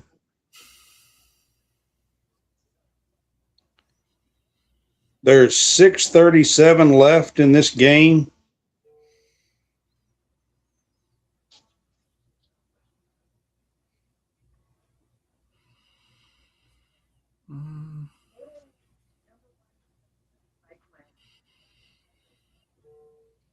All right, I got that up.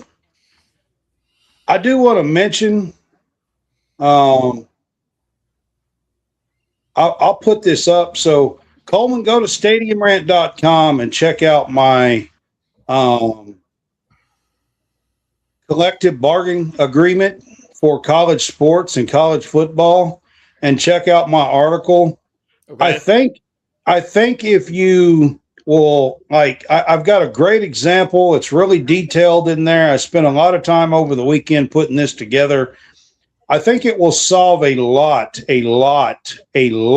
of these issues that's going on with NIL, with tampering, with transfer portal, with a ton of stuff that's going on.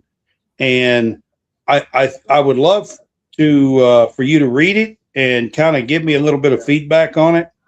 Maybe share it, tell some people about it, because I think it's something that absolutely needs to be done. And I just wanted to bring it up here.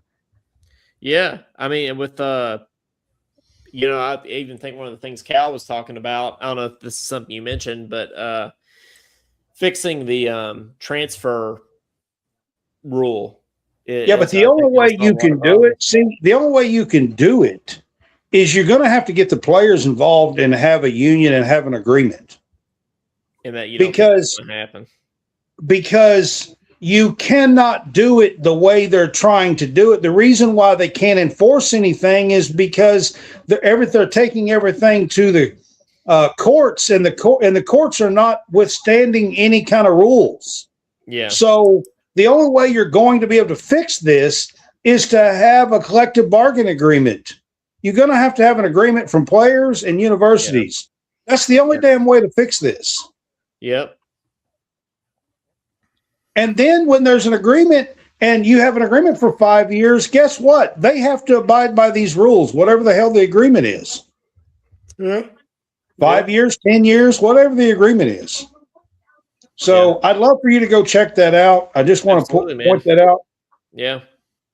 And then while we're here real quick, I want to ask you, this is the third straight year that the SEC has not been in the championship game. Indiana wins this thing. The Big Ten is now going to win 3 national titles in a row in football. And the SEC not only is not going to be in one of these games and can get there, but the SEC also has been having a ton of opt-outs for bowls. Nobody really gives a crap about these bowls anymore. They go into these bowls and they get their hind ends beat in the SEC. The SEC is 2-8 or whatever the crap they were this year in bowl games outside of the college football playoff.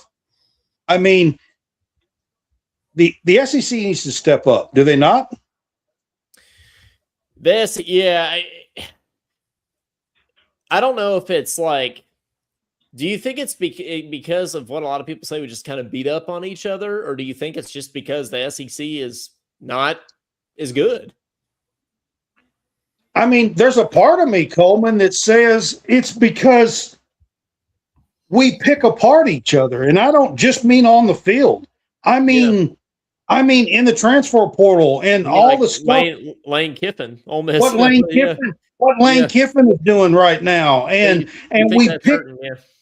And we pick apart these teams and take players and do all this stuff. We have so many damn opt-outs and all this stuff, and nobody really gives a crap. Hell, we have a team that's in the championship in the 12 teams that that the SEC don't even give a shit, to be quite honest with you. Excuse my French, but to give a shit to tear that team apart from one of its own members. Yep.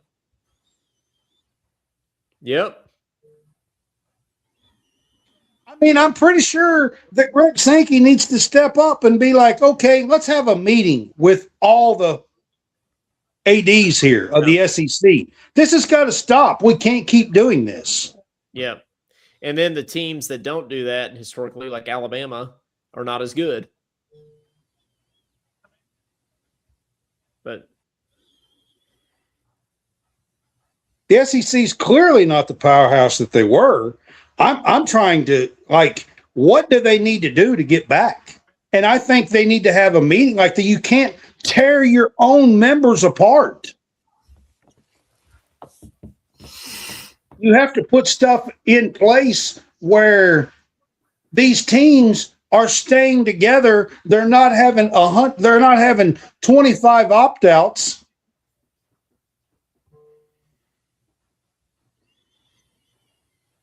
I mean,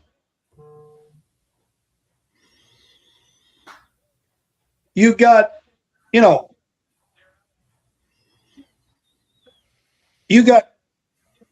how many coaches that was fired after what?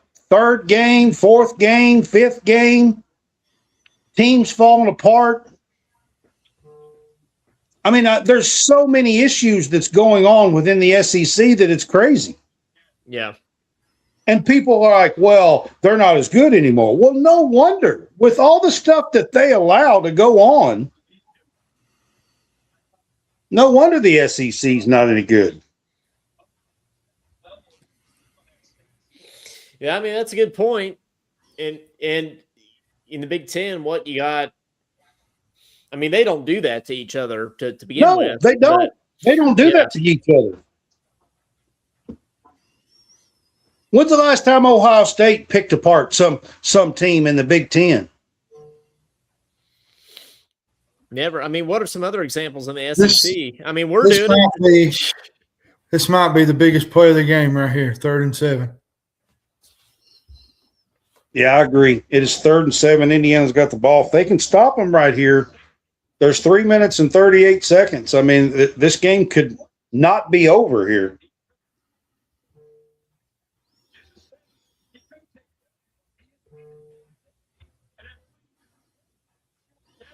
You got to stop them. Miami does have 3 timeouts.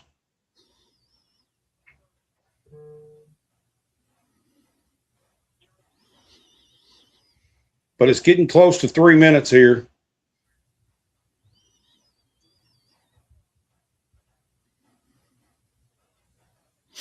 Another back shoulder throw, John. Back to Becker. I told you, John, that's what was – did I not tell you that he's one of the best on the back shoulders? I don't know how he's doing it. It's a back shoulder throw. It's exactly what I said. What I mean, I don't know how he's been able to catch that like that. Wow. I mean, honestly.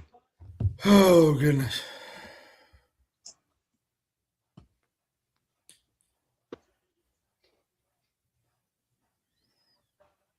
Wow. Indiana's fixing to win the national title, guys. And by the way, 3 years in a row that the Big Ten is going to win a national title with 3 different teams. Michigan, Ohio State, Indiana. Yep. With 3 different teams. Yep. And that's what I'm talking about. No other conference do you see what's going on and what's allowed to do in the SEC.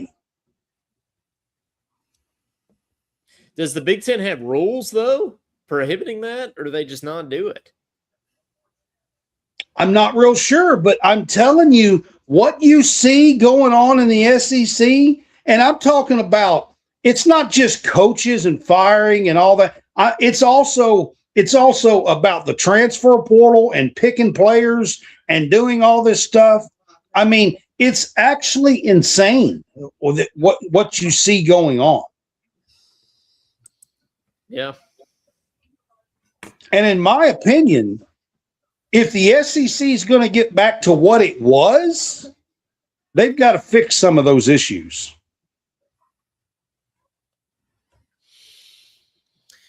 They do. Do you think it's a commissioner problem, or do you think it's a head coach problem? More so. Well, I think the commissioner's got to talk to the ADs of these schools, of the 16 members, and be like, look, we've got to change some things. Because the SEC for 15, 18, 20 years was clearly the most powerful football conference in the country. And right now, let's be honest, it's the Big Ten. Yep. I mean, it is. I think we're seeing it in basketball, too. It's going away from the SEC a little bit. Yeah. I mean, I can agree with that. I just don't think in basketball the SEC's ever been – they've had a year here and there, but they've never been the clear front runner all the time, like for like 6, 8, 10, 20 years like football has. No, Florida won it last year, so. But they've had single years. I just said that. There's been some single years here and there, but I don't think the SEC's been a clear favorite. The ACC was in basketball for a long time. They're not much anymore, but for a long time they were.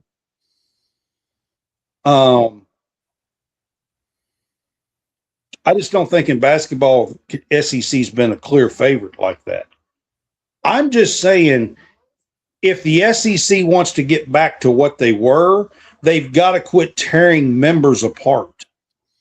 Whether that's players, whether that's coaches, whether that's whatever.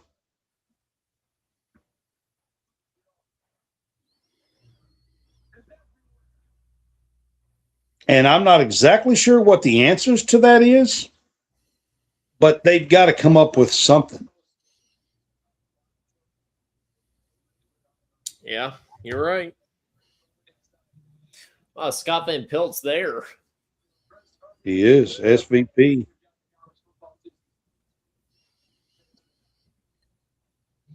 That's probably a ball game right there.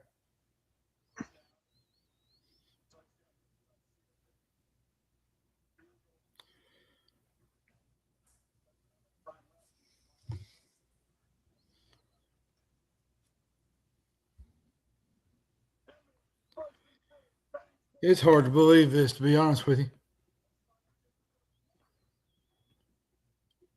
You got to call timeout, right? Oh, he did. This team was in the cellar for 30 years. More than that, really. Their whole existence. They had a losing record 25 of the previous 26 seasons prior to Signetti. Yeah. But they've never really had that. Their whole existence. They've never really had real good teams. Yeah.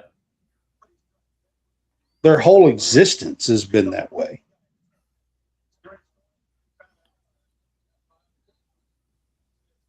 What I don't understand is there's so many coaches, but what is it about him that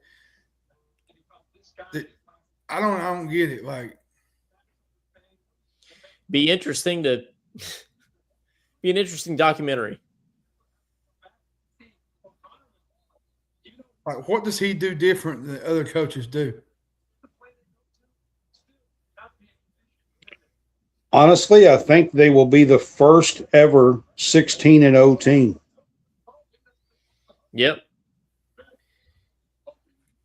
It's not going to happen again for a long time, unless there was a 15-0s, but they will be the first ever 16-0 team.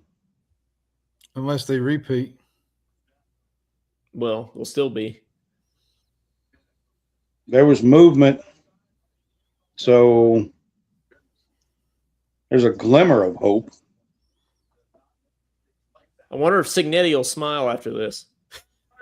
Oh, I'm sure he will when it's over with.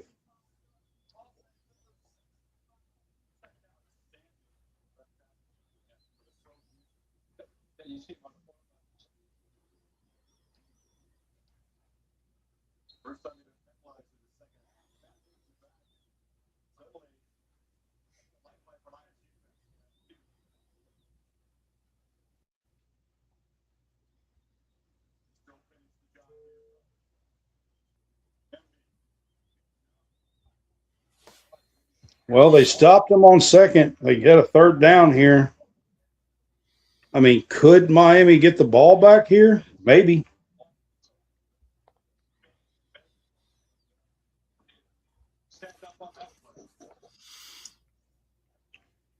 Y'all hold down the fort for a minute. I'll be right back. We got it. We can do it. Yeah. Man, that the scoop 6. That was a game changer. I think that's a big one, but then also that the fourth down back shoulder catch. Yeah, that hurt. And the QB draw. I mean, what I don't understand, is how they're doing. Like, I get Signetti's a good coach. Like, I get all that, but I don't understand how it's this good though. Like, with these players, not that they're bad players, they're not. No, but it's not. Just on paper, that's not really that. It's a pretty average team on paper. So I think it's just fundamentals. I think that's what it is. Just it's like the John Wooden UCLA basketball teams. The fundamentals are just that solid. Well, they stopped them, so I don't know what they'll do here. God, I wouldn't go for it here. You know what? I wouldn't. I'd kick the field goal, and I think you do probably kick it here. And hope to God that you make a stop. Yep. I think that's the move here.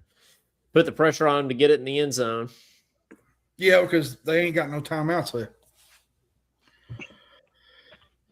Okay. So Miami ain't got no more timeouts. So basically what they're going to do, if you kick a field goal here, you're basically, I don't know. I wouldn't go for it here, though. Well, they kicked it. So They are lining up for a field goal here. I'll tell you what, if Indiana doesn't score on this drive and Miami was to go down and score here, they're going to be looking back at that penalty. Yep. 27-21. They kicked the field goal. There is 1:42 left. Miami has no timeouts, but they get the ball back with a chance. Couldn't ask for that. Nothing better than that. I mean, they get the ball back with a chance.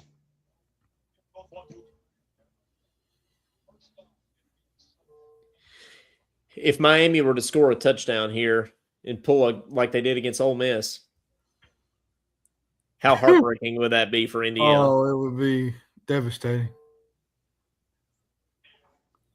Well, Beck has a chance, guys. To be the hero. I mean, you couldn't write a better script. Not really. Either way, a touchdown beats you, so it don't. I mean, being up 3, I feel like less teams settle and not take that big shot. You know what I mean? But now they're 1:42.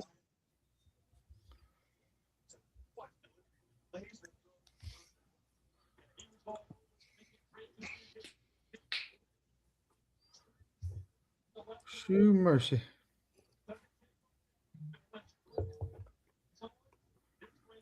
Championship is on the line, guys. There's Ray Lewis. Yep. It showed Ray talking to Beck. Oh, boy.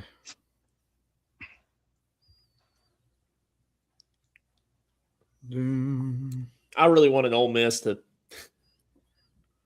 make it to the championship. I mean, I know Lane Kiffin got boned. What do you think about that, Brad? In the contract, Lane Kiffin getting the freaking delay a game. Are you kidding me?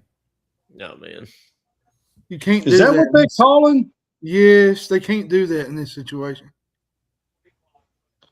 A delay of game?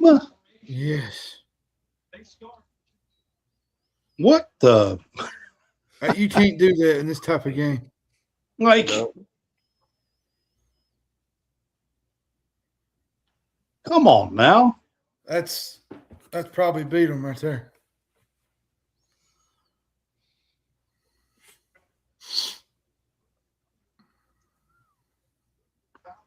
Boy, that didn't look pretty. Nope.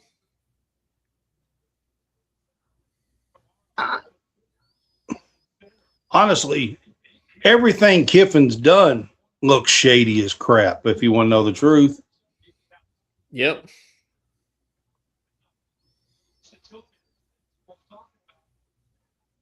You ask about his contract and stuff. Everything he's done looks shady as crap.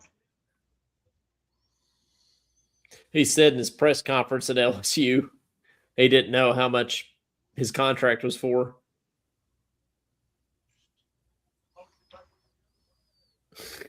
Saw Brandon Walker, the Barstool guy, said he wouldn't believe him if his tongue was notarized. Oh, my goodness.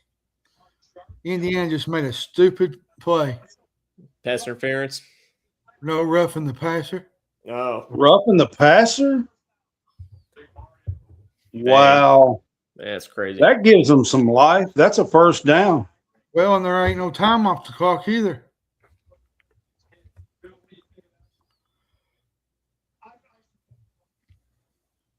Wow. 15 yards, first down. Oh, boy. There's still 1:32 to go here, so Oh, my God. Miami just got 11 yards. This would be complete, utter failure if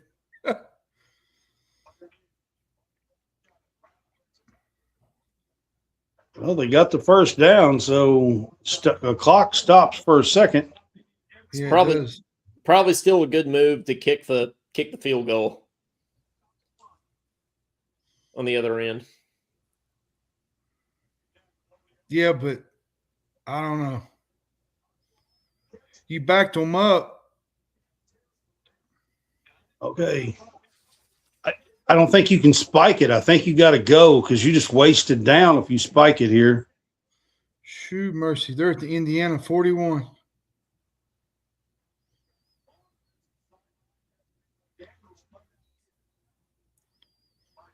Yeah, but the clock's, I was going to say the clock's got to stop for a minute here. Second. Indiana just called a timeout. That was stupid. Why would you call a timeout? Yeah, that I don't That's get that. dumb. Like, Yeah. why would you? That's just giving Miami time. Yeah. Yeah, I don't know why you call a timeout there. They're going to put a few seconds back on. Hey, they showed Michael Irvin first time. I'm First telling time you, I've seen it. Indiana, for the first time all seasons, got pressure on them.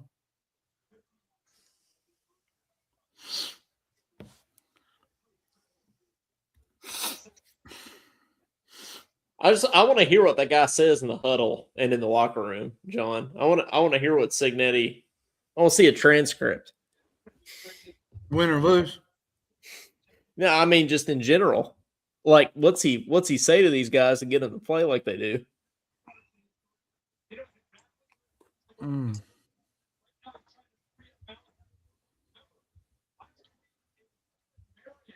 Man, I had to go get a charger a while ago. If not, I was gonna Oh my God. die out. Indiana. They won it. That's why I call timeout, John. Oh my God.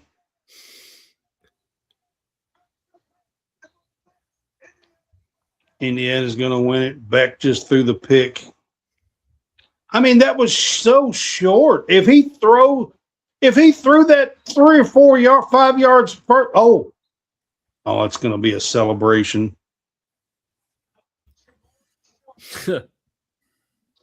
They did throw a flag, but that's going to be a celebration. They're going to tear Bloomington all pieces tonight. Well, honestly, guys, that was on Beck. That was so underthrown. Yep. He is who we thought he was. No, I'm just kidding. What did I tell you? I told Brad before I said he'll make a mistake. Yep. You can't make mistakes in these kind of games. That was like 5 yards, 4 yards underthrown. I mean, if he puts that out there in the corner of the end zone, that might be a damn touchdown. Well, maybe not end zone, but yeah, I mean, 5 yards further down the field. Yeah, he probably has a touchdown. 5 yards further.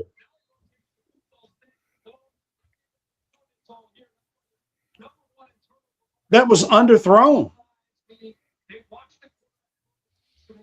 Yep. You gotta be careful here. Yeah, they're right at the goal line here, and then they're going to have to snap it one more time.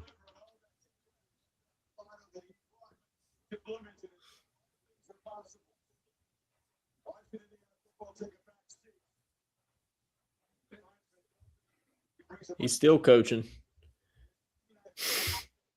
Well, they're at the 1.5 here. They're going to have to snap it. Well, damn. What's he? That's it. There's your smile. Unbelievable. It's crazy. I mean, honestly, guys, it's astonishing.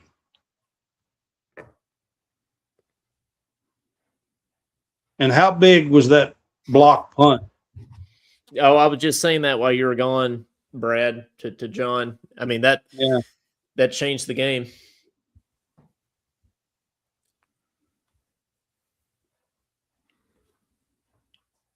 And I will say, man, Beck completely underthrew that pass.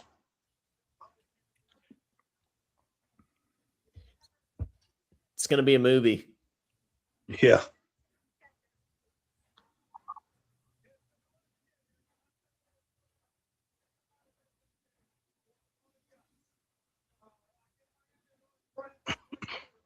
It's really unbelievable.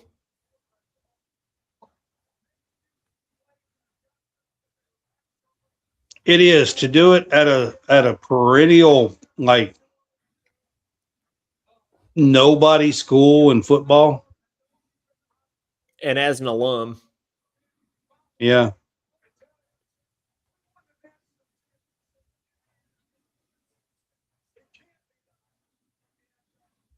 I'll give you another stat.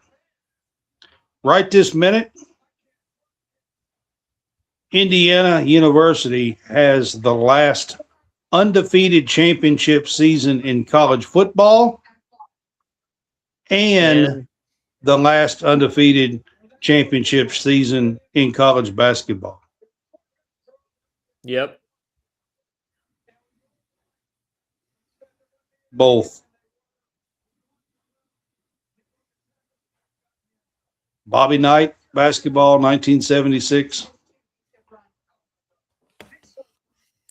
Kurt Signetti. Yep. Goodness.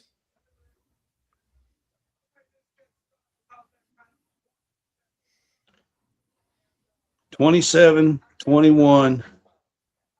Indiana wins the national championship, man. Yeah, it truly I is mean, unbelievable.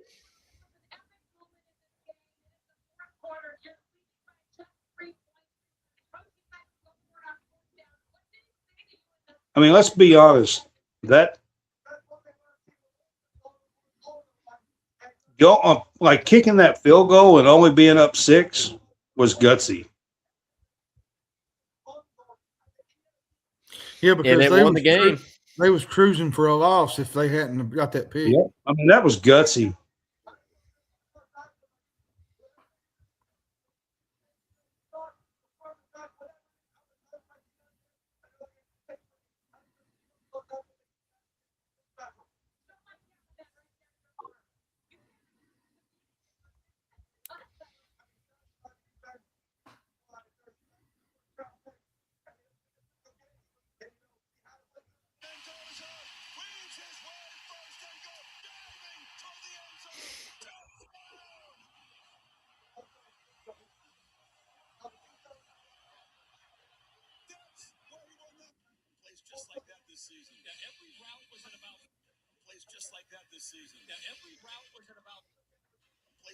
Two-star recruit coming out of high school.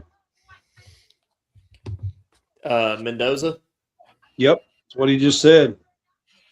He was a 2-star recruit and got a chance to walk on at California. That's why he went there. He walked on at California as a 2-star recruit.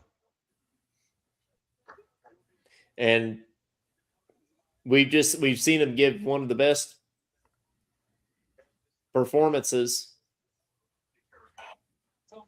I mean, he's been one of the most consistent quarterbacks I can ever remember all season long. I mean, 16-0, it's never been done. Like I said, they are the current national championships, undefeated in football and basketball, the last undefeated.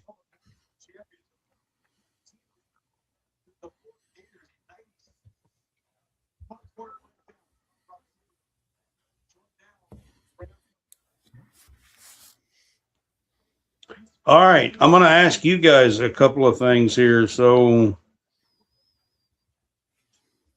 MVP. Who do you think? I mean, honestly, who's the MVP of this game? Do you think it's Charlie Becker? Those catches were amazing.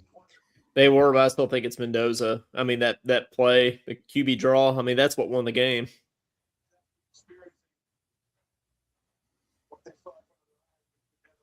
John, you think it's Mendoza? Yeah, it's Mendoza, I think. But it's close. He's close second.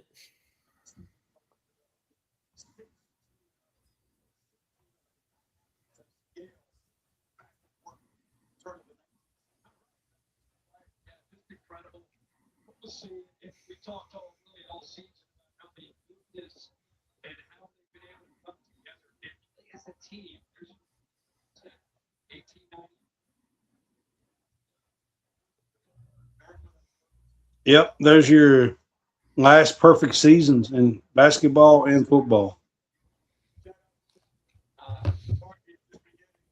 Oh.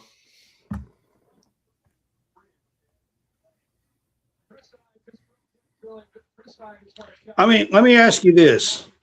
Does it give you hope that Kentucky can do it, or do you feel defeated that Indiana just won the national championship? I don't feel defeated. I just think they caught lightning in a bottle. John, does it give you hope, or does it kind of like defeat you a little bit? I don't know, really. I think it's just a wait. I think to give me hope, another team not like Indiana, but another non-Georgia LSU, is gonna I'm gonna have to see like an Ole Miss win the national championship, or like a Missouri, for me to believe that Kentucky can do it. You know what this run kind of reminds me of? The Florida teams under Billy Donovan. Yeah. In a way. Where they had a bunch of experienced teams. Josh, we talked about that just a little bit ago. 3 straight championships from different teams. I mean, don't get me wrong. I don't think Kentucky next year is going to come in and wipe the floor. Claude says it gives him hope, but I'm going to be honest with you. Like I said, I feel like this is the last of the old school with the new NIL and like universities actually paying players, and you've got Miami University stealing quarterbacks that are signed under contract and all the stuff that's going on. I think this is the last of the old school teams.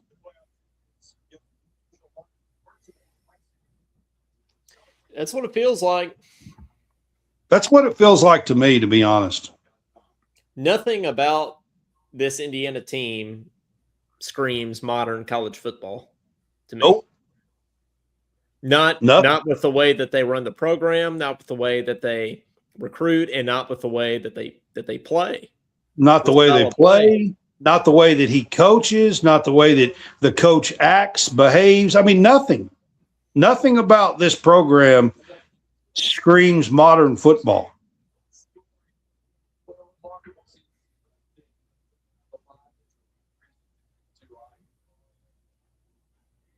It's truly amazing.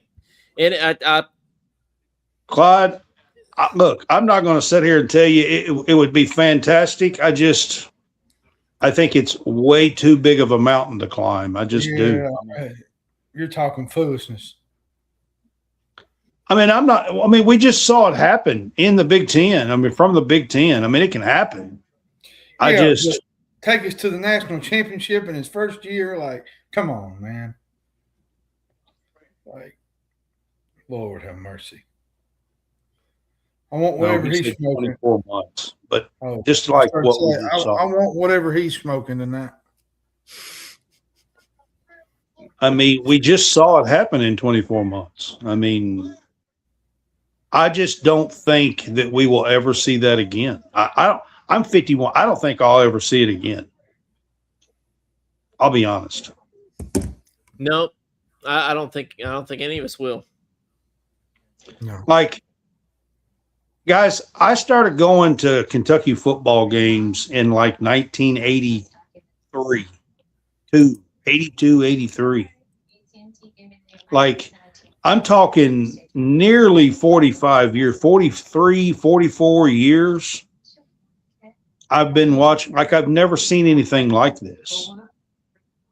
Not even close. I mean, I don't believe that I will see this again in my lifetime. I just don't. Why do you say that? Because they're getting momentum with recruits. They got 5 stars going there. Like, I just think it's like I honestly don't think that what they just did, John, is without 5-star recruits. They have 7 4-star players on that whole damn team. But what I'm saying, that's what they're going to have 5-star guys now. Signetti's also like, how much longer do you think he's going to coach? Well, he's 60. I think he's 64. I think. Yeah. Oh, he's still got it. So he'll coach till he's 70 at least.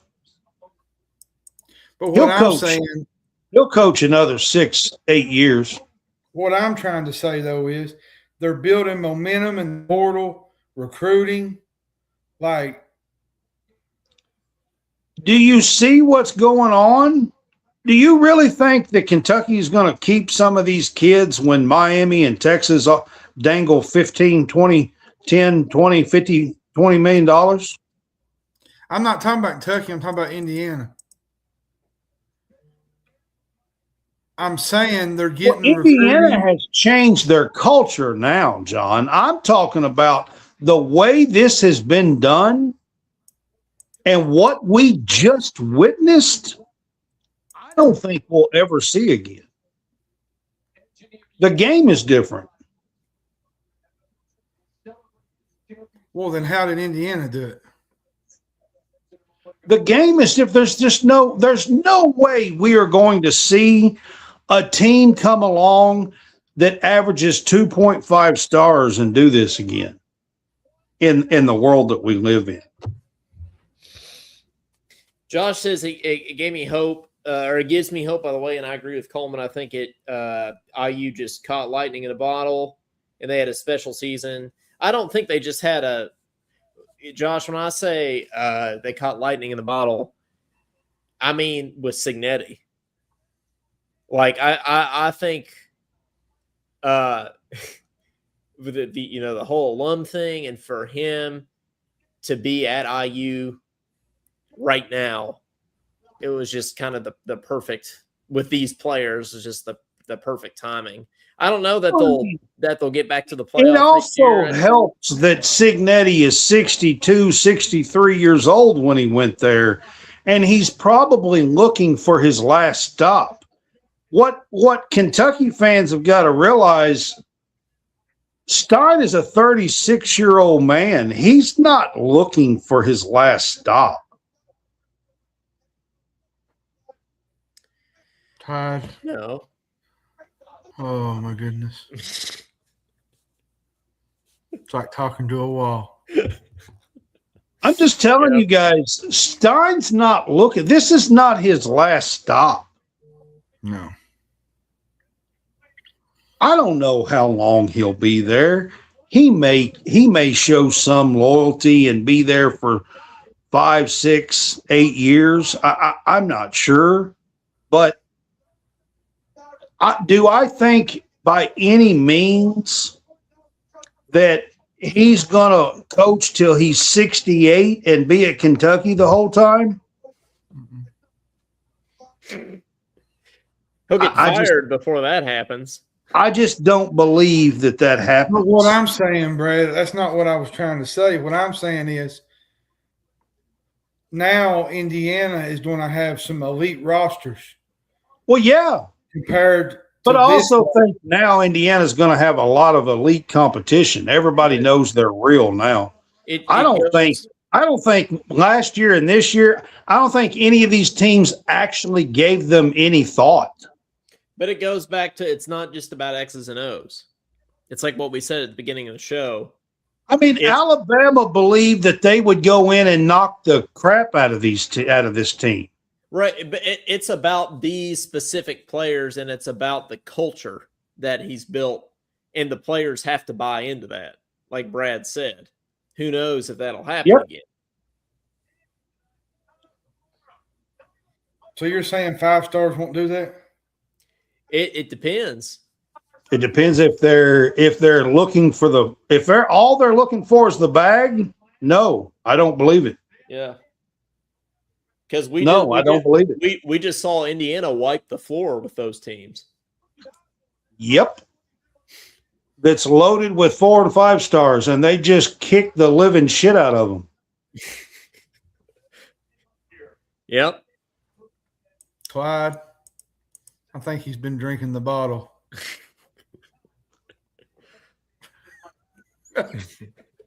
Oh, I'm sorry, but I mean, honestly, congratulations to Indiana. Defensive player of the game was Kamara.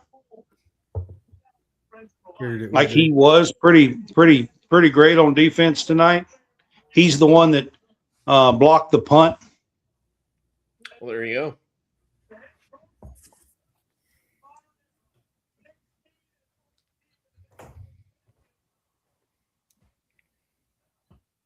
Yep. Signetti, first 16-0 in the modern era.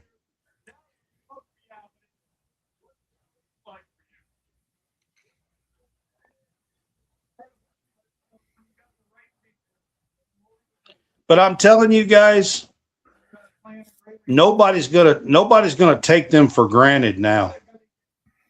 Nope. And Nick Saban called it when Indiana was about to play Alabama. He said, I don't know why everybody's overlooking Indiana. I mean, like, you know, they're for real. They're a great team, and just because they haven't been good in years past doesn't mean they're not the real deal now. And well, it's been fun tonight, y'all. It has. But Coleman, I appreciate you jumping on with us. We've been on for about 4 hours, a little bit over 4 hours, it looks like. Yeah. So I didn't fall asleep this time, so thank you. Listen, congratulations to the Indiana Hoosiers, national champions, 2025 season here, 25-26 college football season, and 3 straight Big Ten titles. The SEC has a lot of work to do. I talked about that here late in the show of some of the things I think is wrong with the SEC. I hope to see some changes. We actually pretty much covered the whole week. So, yep, we'll probably need to come back next Monday. Oh, well, I don't know. We'll do a show later, I'm sure, but maybe Friday or something. We're going to wrap this up. This has been the College Football Playoff National Championship Game Special here, a live stream with you guys. Coleman? If you've been on with us, I hope you've enjoyed the show. And we just kind of get on here and just have a little bit of fun with everybody. We did hit on some topics. Coleman, I appreciate you jumping on with us tonight, man. Yeah, man. I'm going to get the show. I'm going to get Talking Kentucky back going, and want to have you all Talking Kentucky. Coleman has a great show. He's been doing it with Caden, but I'm not sure if Caden's going to continue. Is that right? He might jump on every now and then. I don't know if it'll be week to week or not. We're kind of switching some things up, but we'll see. So I got a question for you. You ready for the snow to hit? I don't know if I'm ready or not, but I guess it doesn't matter. It's going to come either way, so I'll be here. Brad will be we'll see Brad on the news for murdering a snowman. He hates snow. Yeah. Oh, Brad. That Me and reminds me of Brad, your all's me and Christmas. Brad differ. Me and I like Brad I'll be the differ. guy. I'll be the guy out in the neighborhood with a chainsaw cutting down everybody's snowman. Yeah, that's Brad. That's Brad right there. I'll have to have you all on my show again soon. That'll be fun. Oh goodness. All right, man. Y'all have a good one. I'm actually shocked and with Indiana and kind of sad that college football's over with. Yeah, I'm very sad. It's been a fun year. A lot of good games, a lot of great finishes. We'll be back here, Brad, in August doing. We're going to continue here with College SportsCast and covering college basketball, but as far as football, I'm kind of excited about August though, getting to go back and do our previews, our preseason previews. And now this year we'll have Will Stein to preview this year. That's right. It'll be somebody new. So. All right, guys, we're going to wrap it up. I hope y'all have had fun, and we will see you later in the week. And go check out Talking Kentucky. Go Chiefs. Y'all have a good one. Chiefs.